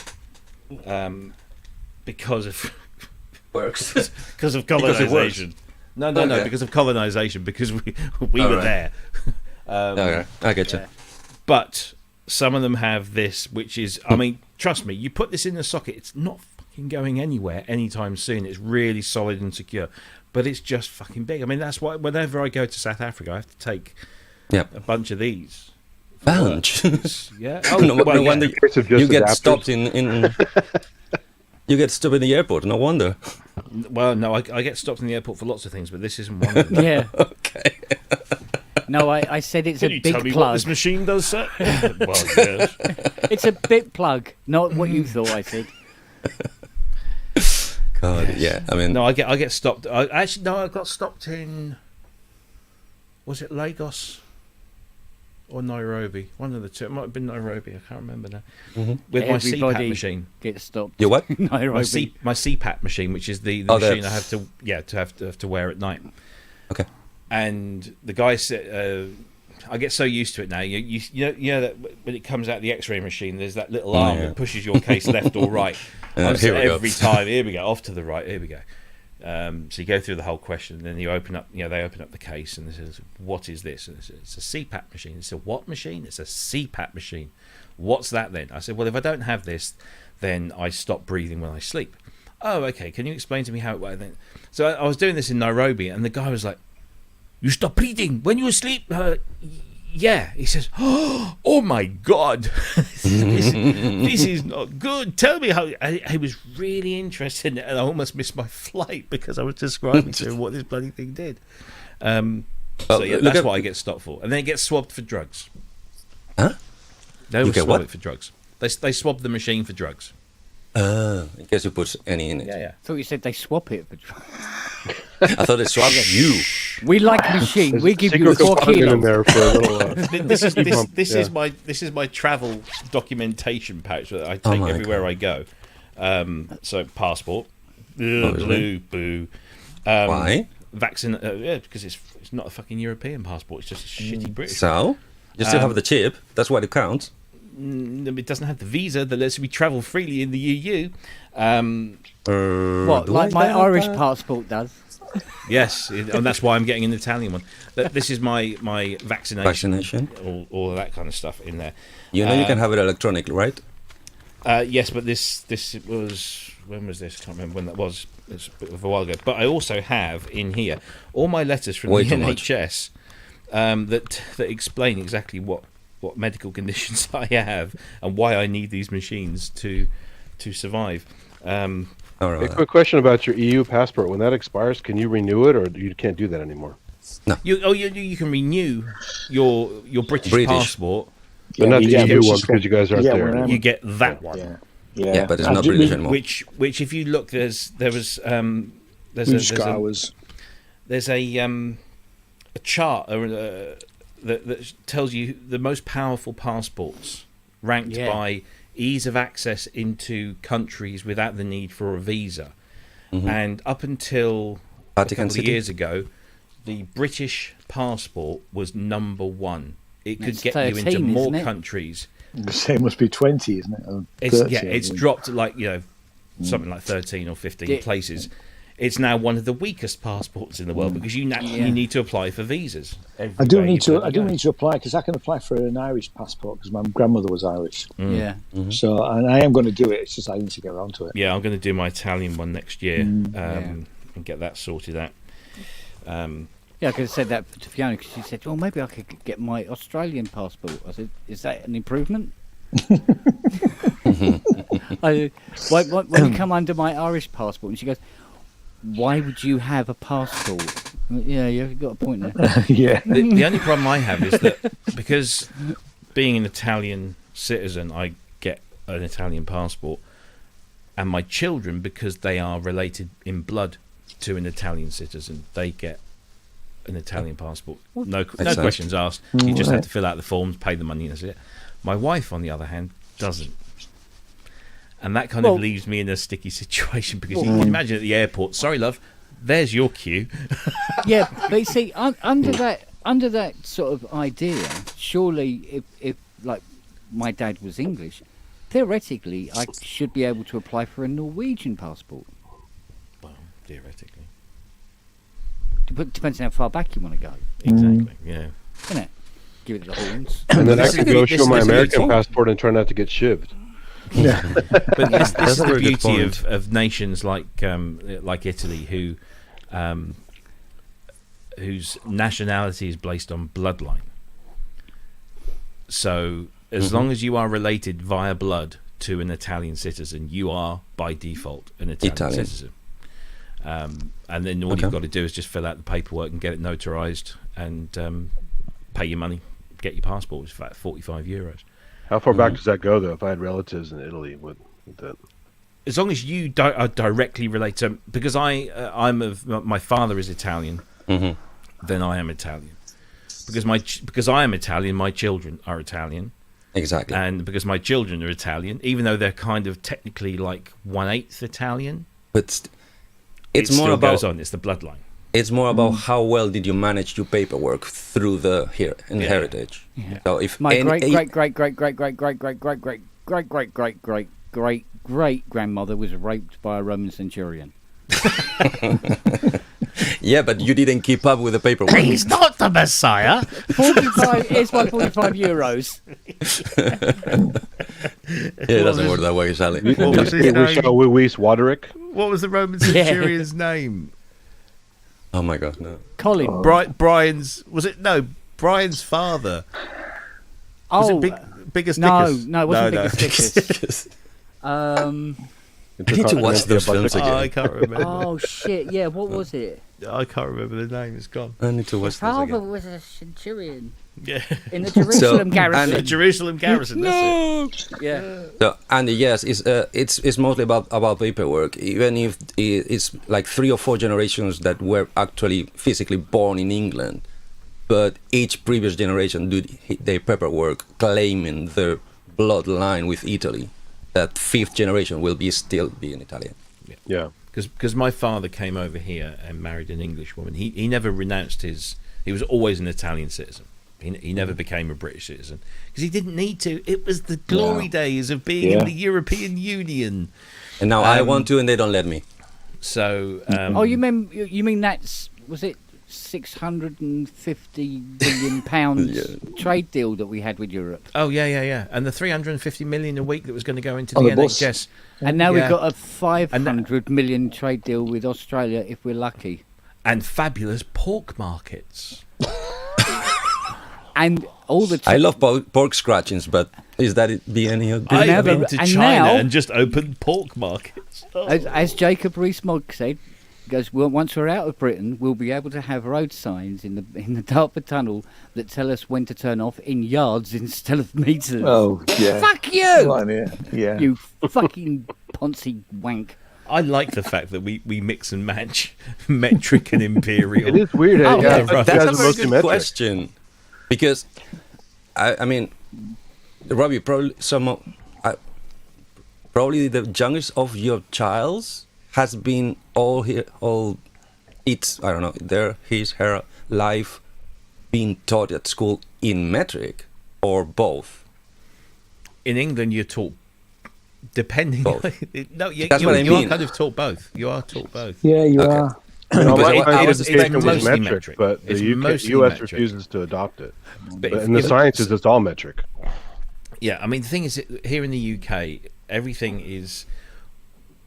It's like If it's all, When it's it comes- imperial. when it comes to roads, everything is imperial. Your miles Mm-hmm. per hour, your yards. Nothing's in kilometers, Furlong. nothing's in meters. Yeah, furlongs, whatever. But when it comes to weights and stuff, a lot of it is metric. Or size, capacities. You know, a 500 ml this and a half a kilo this or a kilo of this. Depends it's not the a book pound you of buy. sugar; it's a kilo of sugar. Have we got to Yeah, then but the relearn recipes is how still long in a chain ounces. is? Oh, That's- God. Got to learn how long a chain is. How big mean, is a hectare? A chain? To be quite honest, chain, yeah. if we all went to metric completely, I'd be perfectly happy with it because it just works. It does work. Yeah, but wait a I second. don't get this luxury at all. Wait. Listen, but this is really funky. Spain, since I have memory, which is just 48 years, well, not really, but that's it. We've been taught metric, right? Yeah. Decimal system, metric. In fact, every school child had very big issues with a hexadecimal system, with time, with measuring everything in 60s. It's like too weird, right? But at the same time, on layman's terms, on the day-to-day basic, if you're talking about, I need to measure this or that, we use what we call fourths, which is the distance between your pinky and your thumb. And you measure things in fourths, right? Okay. And remind me not to at buy. school, Remind me how- not to buy a Spanish CNC machine. Yeah. exactly. And at school, at least, obviously, Charlie's school, the first measurement system you get is feet. Not British imperial feet, but your foot in front of each other. That's how you measure the Do you live distance in mud between. huts or something? Yes. What the hell is going on? No, we What? do live in mud huts in some parts of Spain. So if you've got a guy that's got really fucking big feet, his house is bigger than everybody else's? Exactly. Oh my God, Father. Obviously, no. The thing that's the way you measure the distance between the penalty point and the goal. Yeah. When you're playing football, when you're 5 or 7. Again, yeah, I would say good thing they don't go by measurements of other things. So but the thing is, that's with sports. Yeah, with Everybody sports, claims that it's a fourth. in football, it's all yards. You know, it's the 18-yard box, it's the 6-yard box. Oh, he's just scored a screamer from 25 yards out. And yet we then go to the racetrack and we're competing in the 1,500 metres, and the 10,000 metres. It's getting confusing. Well, you as see, hell. this is my life, because if I'm working on CS80, I'm using metric. If I'm working on a proper T8, it's AF. I'm going from between American and Why Japan is not metrical. imperial? I thought they were. No, Japan's been metric. No, it's metric. Donkeys. yeah, like cars, Japanese cars, same thing. So I have a socket set, for instance, that is AF to work on American synths, and then metric to work on the others. And Right, all- guys, I'm going to say goodnight. Good All right, night. buddy. Lovely to see you all again. See ya. You too. I'll catch Keep you. an eye out for the next review. Will do. Yeah, it'll be tomorrow. And I'll see you back in Yorkshire back in the week next In a week. few days, yeah. Yeah. fun. Take care. Have fun. So right, Say Take good night to it your easy. missus. Night, You'll night. do. Catch you Bye, later. everybody in the chat Take room. care. See you later. No, No, sure, no. mate. Bye-bye. Ta-da. So, Kent, Yes, dear. metric? Mm-hmm. Imperial, Yeah. right? Yeah. I would swear that some of these wrenches are identical. No. Close. Close enough, yeah. I've But been, that close, that doesn't matter. you Even still more, strip it though if you go too close. even Yeah. more if you go for the hex ball end. Well, put it this way. If you're taking the VCO board out of a white-faced Odyssey, Uh-huh. you can use the 8mm socket to undo the nuts. But it's Okay. a bit sloppy, and if it's very tight, He you said will sloppy. You will burn wear it the off. mother. Okay. And what you actually need to be using is the 5/16. I think it's 5/16. So that was my question. Are they equivalent or not? They're not just quite. exactly. Not quite. And They're either I know a little they're bit close, close, but but a no little bit cigar. too small. Yeah. And if But- you're doing it with Allen keys, well, don't do it with Allen keys. Okay. But what it's basically spanners and sockets, like in flat spanners and sockets and ratchet spanners, and Allen keys. That's the only big issue because Philips standard is global. Posey standard is global. Flathead standard is global. No, Philips isn't global. Whoa, really? Yeah, there's different types. Well, I know there's 4 measures of Philips, from 0 to 4. There's different. No, there's a lot of different types actually, because there's double cross cut. There's single cross cut. You have, I think, the Philip head me screws confused. that they use on the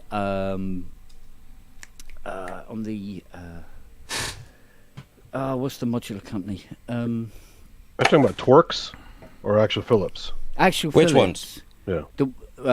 If you use a metric, Kent, which ones? oh fuck, I'm trying to remember them. Look at the screen. Moog format. Oh, I can't see from there. It's like, oh, I don't know that one.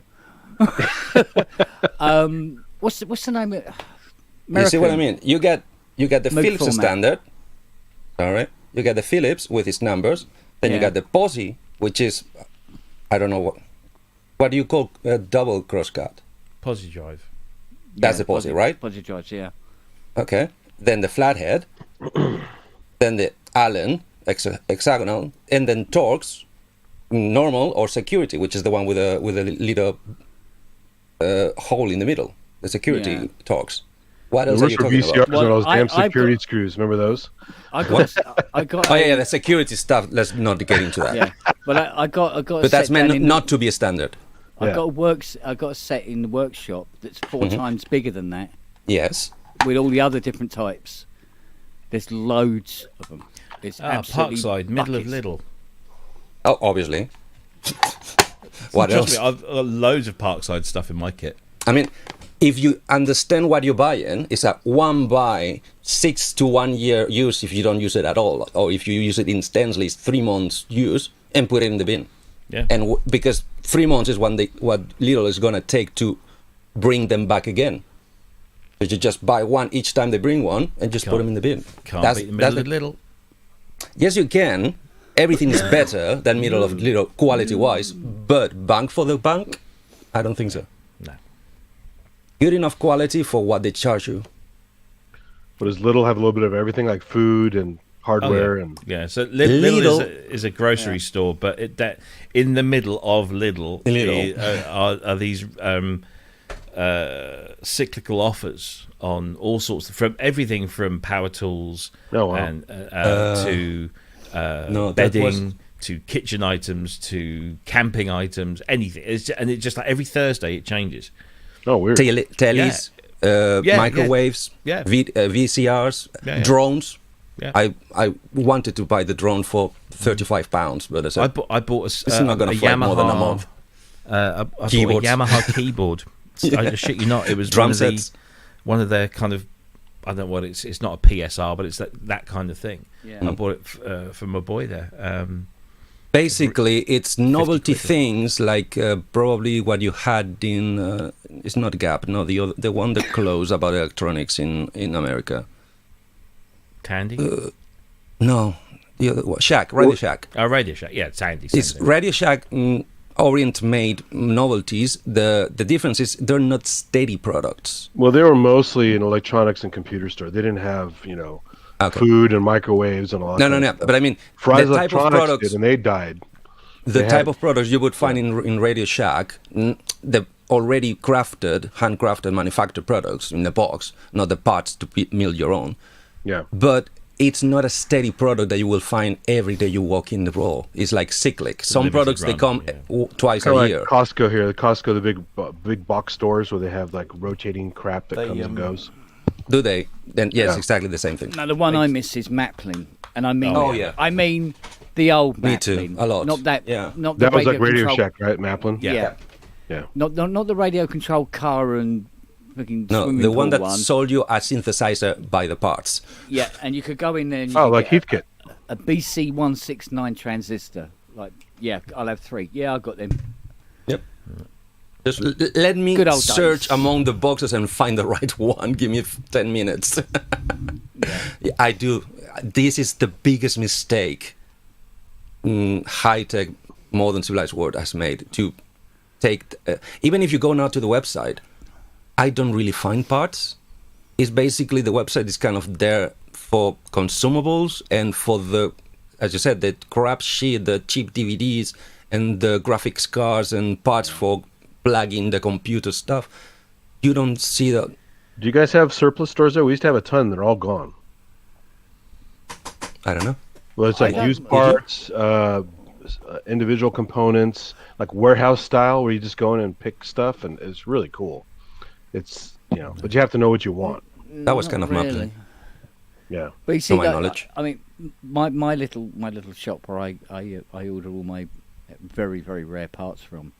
I did one last week where I ordered 4 74 LS 150s, and they are for the KS in an AKS. Mm. So they control the touch sensitive keyboard. keyboard. Yeah. Yeah, and I said 4, and they sent me an email back going, "You had the last 2 6 months ago." Oh no. I go, "Oh shit!" So I don't know how I'm going to fix Daniel Miller's AKS now. Oh man. Ooh, It's crazy. Ken, have you Where- got a capacitor lying around 10 UF63V? 10 UFC. Yeah, got boxes of them. I might need one. Or 2. Always take No. 2 in case one blows. Well, yeah. No, my old Blu-ray player is a Pioneer, and the display is gone, and apparently it's the capacitor, and it Yeah. just needs replacing with one that's a little bit better, and that's the one that I've been told to fit. Yeah. So I might More underspec stuff, huh? Yeah. Okay. What was it? Did you 10 talk at about- 50 volt or something? Was it? It was fitted with the 50 volt one, and it needs a Yeah. 63. Yeah. Today I heard, because I put YouTube on the background, I heard, it could have even have been in PSN, that it's easier to get graphics cards from already built tower PCs. It's easier, faster, and cheaper than try to order the same graphics card in the box. Yeah. Yeah. It's probably And people are Ramsey's. actually doing it. Yeah, that wouldn't surprise me. That's the level we get in. So basically, you go to one of those offer computers that are nicely spec'd, but it's already in the box. It's already taking space in the shop. They want to Yeah. get rid of them. It's like, oh, it's I don't know, 700 for a tower or $1,000 for a tower. Yeah, but we're- if you try to get the same graphics card, you need to pay like 1,500 for it. You were talking Just about for that the on card? Randy's show, yeah. Yeah. Was in Razes, right? Yeah, Yeah, Randy's, okay. yeah. Cool. Today, yeah. Yeah. How crazy is that? Well, Same thing I It's heard a about loophole, the basically. Yeah, same thing I heard somebody saying about the car industry buying washing machines or Yeah. dry things to get the motors from in there. It's cheaper for them to buy than to wait for the factory to manufacture the motors they need to make the cars. yeah. It's crazy, is what it is. Is this Mad Max world or what? Well, I mean, along the same lines, we were talking about today as well about the printer stuff, where the printer ink Yeah. is always the most expensive part, even though all the electronics that go into the cheap to buy printer a new should make it printer. more expensive. Yeah.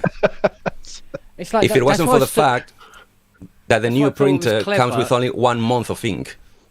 That's Yeah. why I thought it was clever that those modules that Ramsey showed on his show today Hmm. Oh, the one you? contain no ICs. Yeah. That's the best way of getting around the chip shortage. producer that doesn't use any fucking chips. Yeah, because they're That's where mostly we're headed, though. mechanicals. That's where Yeah. we're headed now. Is that because of the chip shortage, people are coming up with different designs, and those chips will then no longer be required. No, but wait a second. What I didn't pay total attention to that section, but because what I saw is what I've been saying in One U ever since I knew about it. They're usually utilities because in that amount of space, either it's too expensive or it's not worth it, or what you actually need as an extra in your system is something that is basically patching or touching or switching that is all mechanical. It's not actual electronics in those. Yeah. Usually, it's weird because I think IntelliGel made a whole sequencer. That one is kind of the oddity in the line of One U devices. Those are the weird ones. They're usually I don't know how to call it, utility boxes, things that you need more, but they don't really need electronics inside. So. Yeah. But I don't know about the ones that they saw. What I'm really scared of is the ramp of prices is going to get the second-hand market when people can't find brand new and can't repair. They're all going to go heads first into buying second-hand again.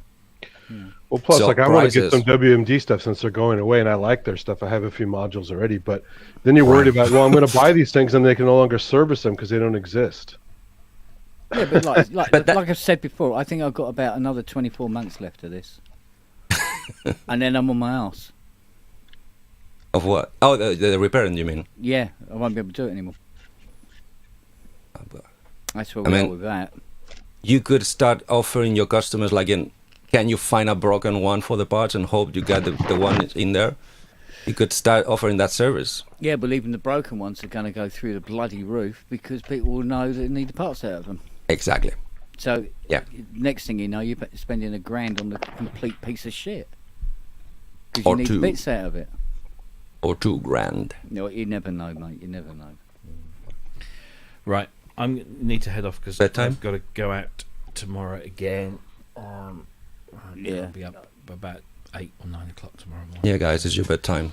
So my Last day- round. tomorrow's my last day of my holiday, so I'm going to go now out into the back garden, cool off. take my trousers off and get in the dog's pool. You bastard, you got a pool! No. We're talking The dog's something pool. Yeah, it's about 3 foot across. But the water will be cool. And I'll just sit in it with the dog hair. Then the dogs will get in with me. And then you get hot again. Yeah. All covered in fur. Oh, yeah. Hey, what's that? I've never heard that before. Hit me. It's like that, but with a tune. Yeah, thank you. You can stay here. You don't have to go home, but you can stay here.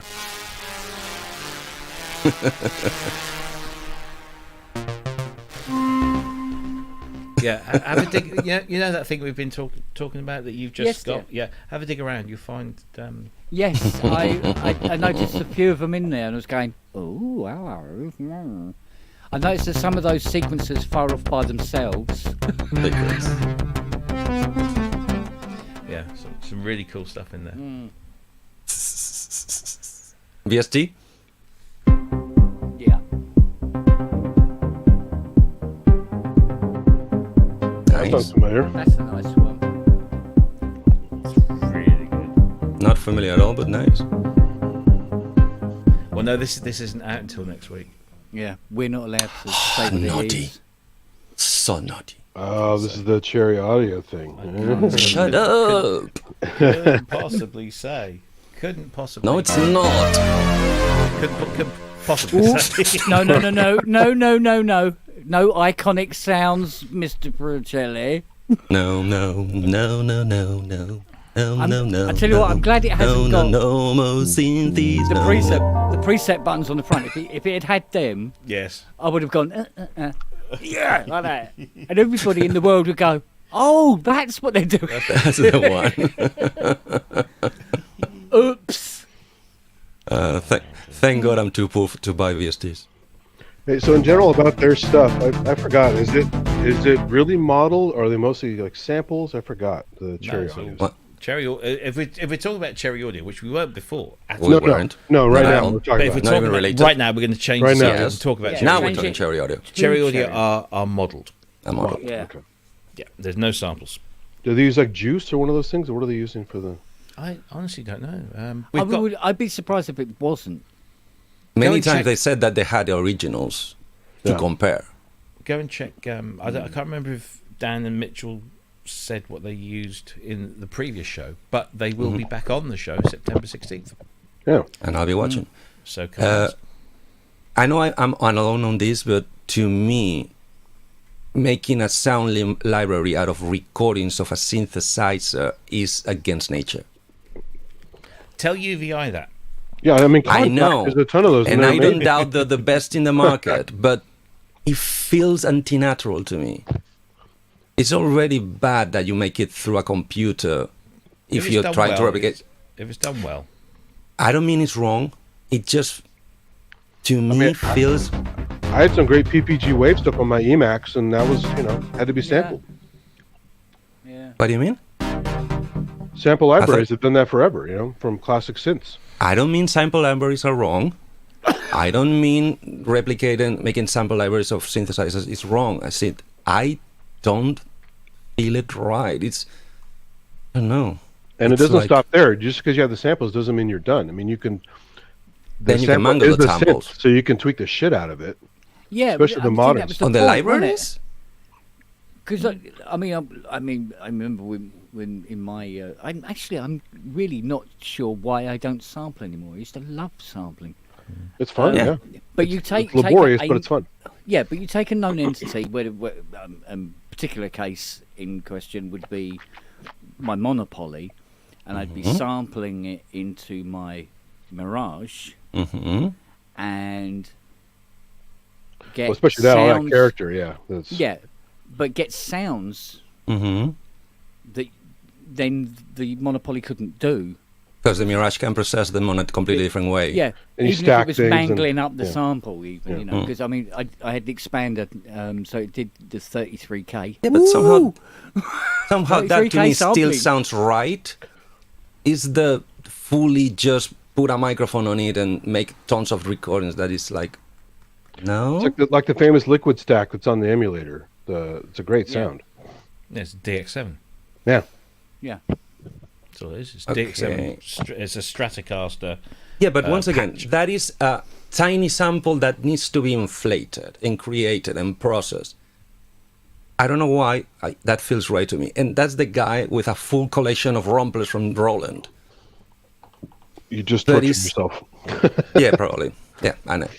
I did I sampled a whole bunch of keyboards for. There was a plugin that Steve and I did for. Was it East West? I can't remember who it was, East West or one of those samplers. It's called Nostalgia, and it was just basically a whole bunch of vintage synths sampled into Contact. And I sampled my Prophecy and my CS1X and a few other things.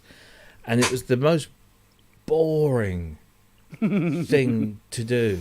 yeah. And Oh, it's the I'll most work. frustrating because with something like the Prophecy, it evolves. Sounds evolve. And to try and then sample that and recreate it in samples was just like, oh, fucking tedious. Why am I sampling another keyboard? I need to be sampling sounds that don't exist already. And that was the last time I actually really did any sort of serious work on sampling for a plugin.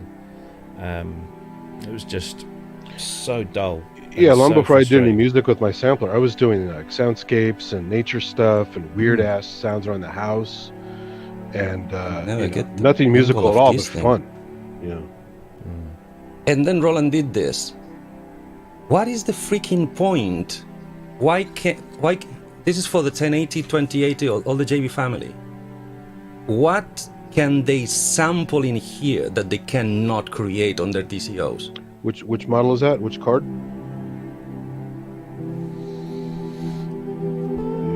It's kind of small on my screen here. If I put Is it vintage card? Yeah, the vintage synths. Okay, which yeah, I is have that on my basically- JD990. It's great, actually.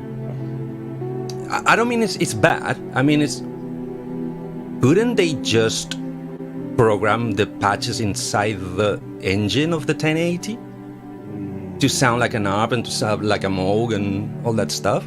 Well, they want to sell you more shit. Yeah, but the yeah, 1080 obviously. was a sample and synthesis engine, so it requires a sample at the beginning and then synthesize the rest. So why Yeah, not it's just like the do LA it? synth stuff, the Yeah, transients. that's exactly You the same. can do you can do patches without sample, without wave, Yes, Same but as you're not D50. just going with the to, oscillators. yeah, but it's not going to get you anywhere like that. It's not going to get you close. It's not going to to give you a mini Moog, that I tell you, but an ARP, 2500. No, I don't know. Okay. Kent, you know, we said yesterday on the show we were talking about labs, foghorn. And we were going on about the bram sound. Yeah. Yeah. Did you get the email from Spitfire this morning? No. I did. It's exactly what they put on the head. Yeah, they put bram. So it's almost like they watched the show. No, they clearly, obviously didn't. No. But Yeah, they did. yeah. Somebody in there did. Called it. Trust me. Anyway, I've got to go. I have to go. I have to go to bed. I have to sleep. See you around. Okay, guys. Take care. Be of good cheer. Indeed. Probably Good see. I'm health going to all to- the doggies out there. Oh, mate. Charlie's given it to Noah. Noah's given it to Siri. Siri has given it to Nelly. And like I said earlier, the garden looks like a Jackson Pollock fucking painting in the mornings. Honest to God, there's 3 little dogs spraying the. Oh, mate. Oh, yeah, sorry. Go, You. post pipe ban or not, I don't give a shit. Praise mate. Jesus for plastic grass. Yeah. I tell you what, you go, we can't pick this up. Poor little buggers. Don't you have a catcher? Oh, Oh no. Wow. yeah. So Charlie's fine. Good. He's good. He's fine Good. now. Now we just got to wait for the other 3 to Pass go it through the through. process now. It's Sorry, like- because I missed it every time. What is wrong with them? Might be is it like a notavirus or something like that? Those yeah, are there's nasty. some sort of virus going round. Yeah. Okay. And we probably had a fox in the bottom of the garden rooting around or something, and they've picked it up. So, well, at least Charlie had picked it up, and he's now passed it on to Noah and so forth and so forth. So, Well, glad they're going to recover. yeah, another couple of days. I mean, they're eating, they're fine, they're happy enough. They're just totally It's just you go messed up. down in the morning, and it's like, oh God, I've got to deal with this. now. Jackson Pollock. Yeah, it's awful. Where was it? Decorated painter's radio. Painter's radio. Yeah, it looks like a painter's radio, but brown. Oh, dear. Oh, well, actually, it's sort of between white and Yellow? yellow. Yeah, White. white and We had- yellow. It's we like had- seriously, that came out of you. The old bat exhibit we had at the zoo before they modified the whole thing to look like a cave. We had a Yeah. concrete floor, and they wanted to modify the floor to look like a paint spatter that looked like the fruit coming out of the bats. So you Right. couldn't tell when it was shit and when it was just the floor. Oh, for God's wow. sake! And it was pretty funny. We had a Jackson Pollock floor in there. And on that note, Yes. going. We just brought it down to the gutter. There you go. So, So Good night, spare a all. thought Good for night. me in the mornings. Indeed, will do. Good luck. All right, Our- guys, see you guys. Good Our stuff. cheers with you. Take it easy. See you take care. later. Look after yourselves. Bye bye.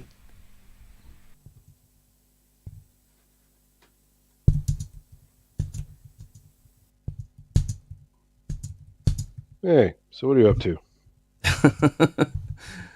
Is it your bedtime Trying to now? answer this message if it's still in the chat. Oh, sweating my ass off. Just trying to survive. Yeah. It's. I mean, it's kind of a hot summer even for Spain. Sure. And as I told you, it's all about the problem. No, didn't I tell you? I didn't tell you. The problem is houses here are built to keep heat inside. Exactly. They never had this problem because, again, this weather's uncharacteristic. Gee, I wonder why.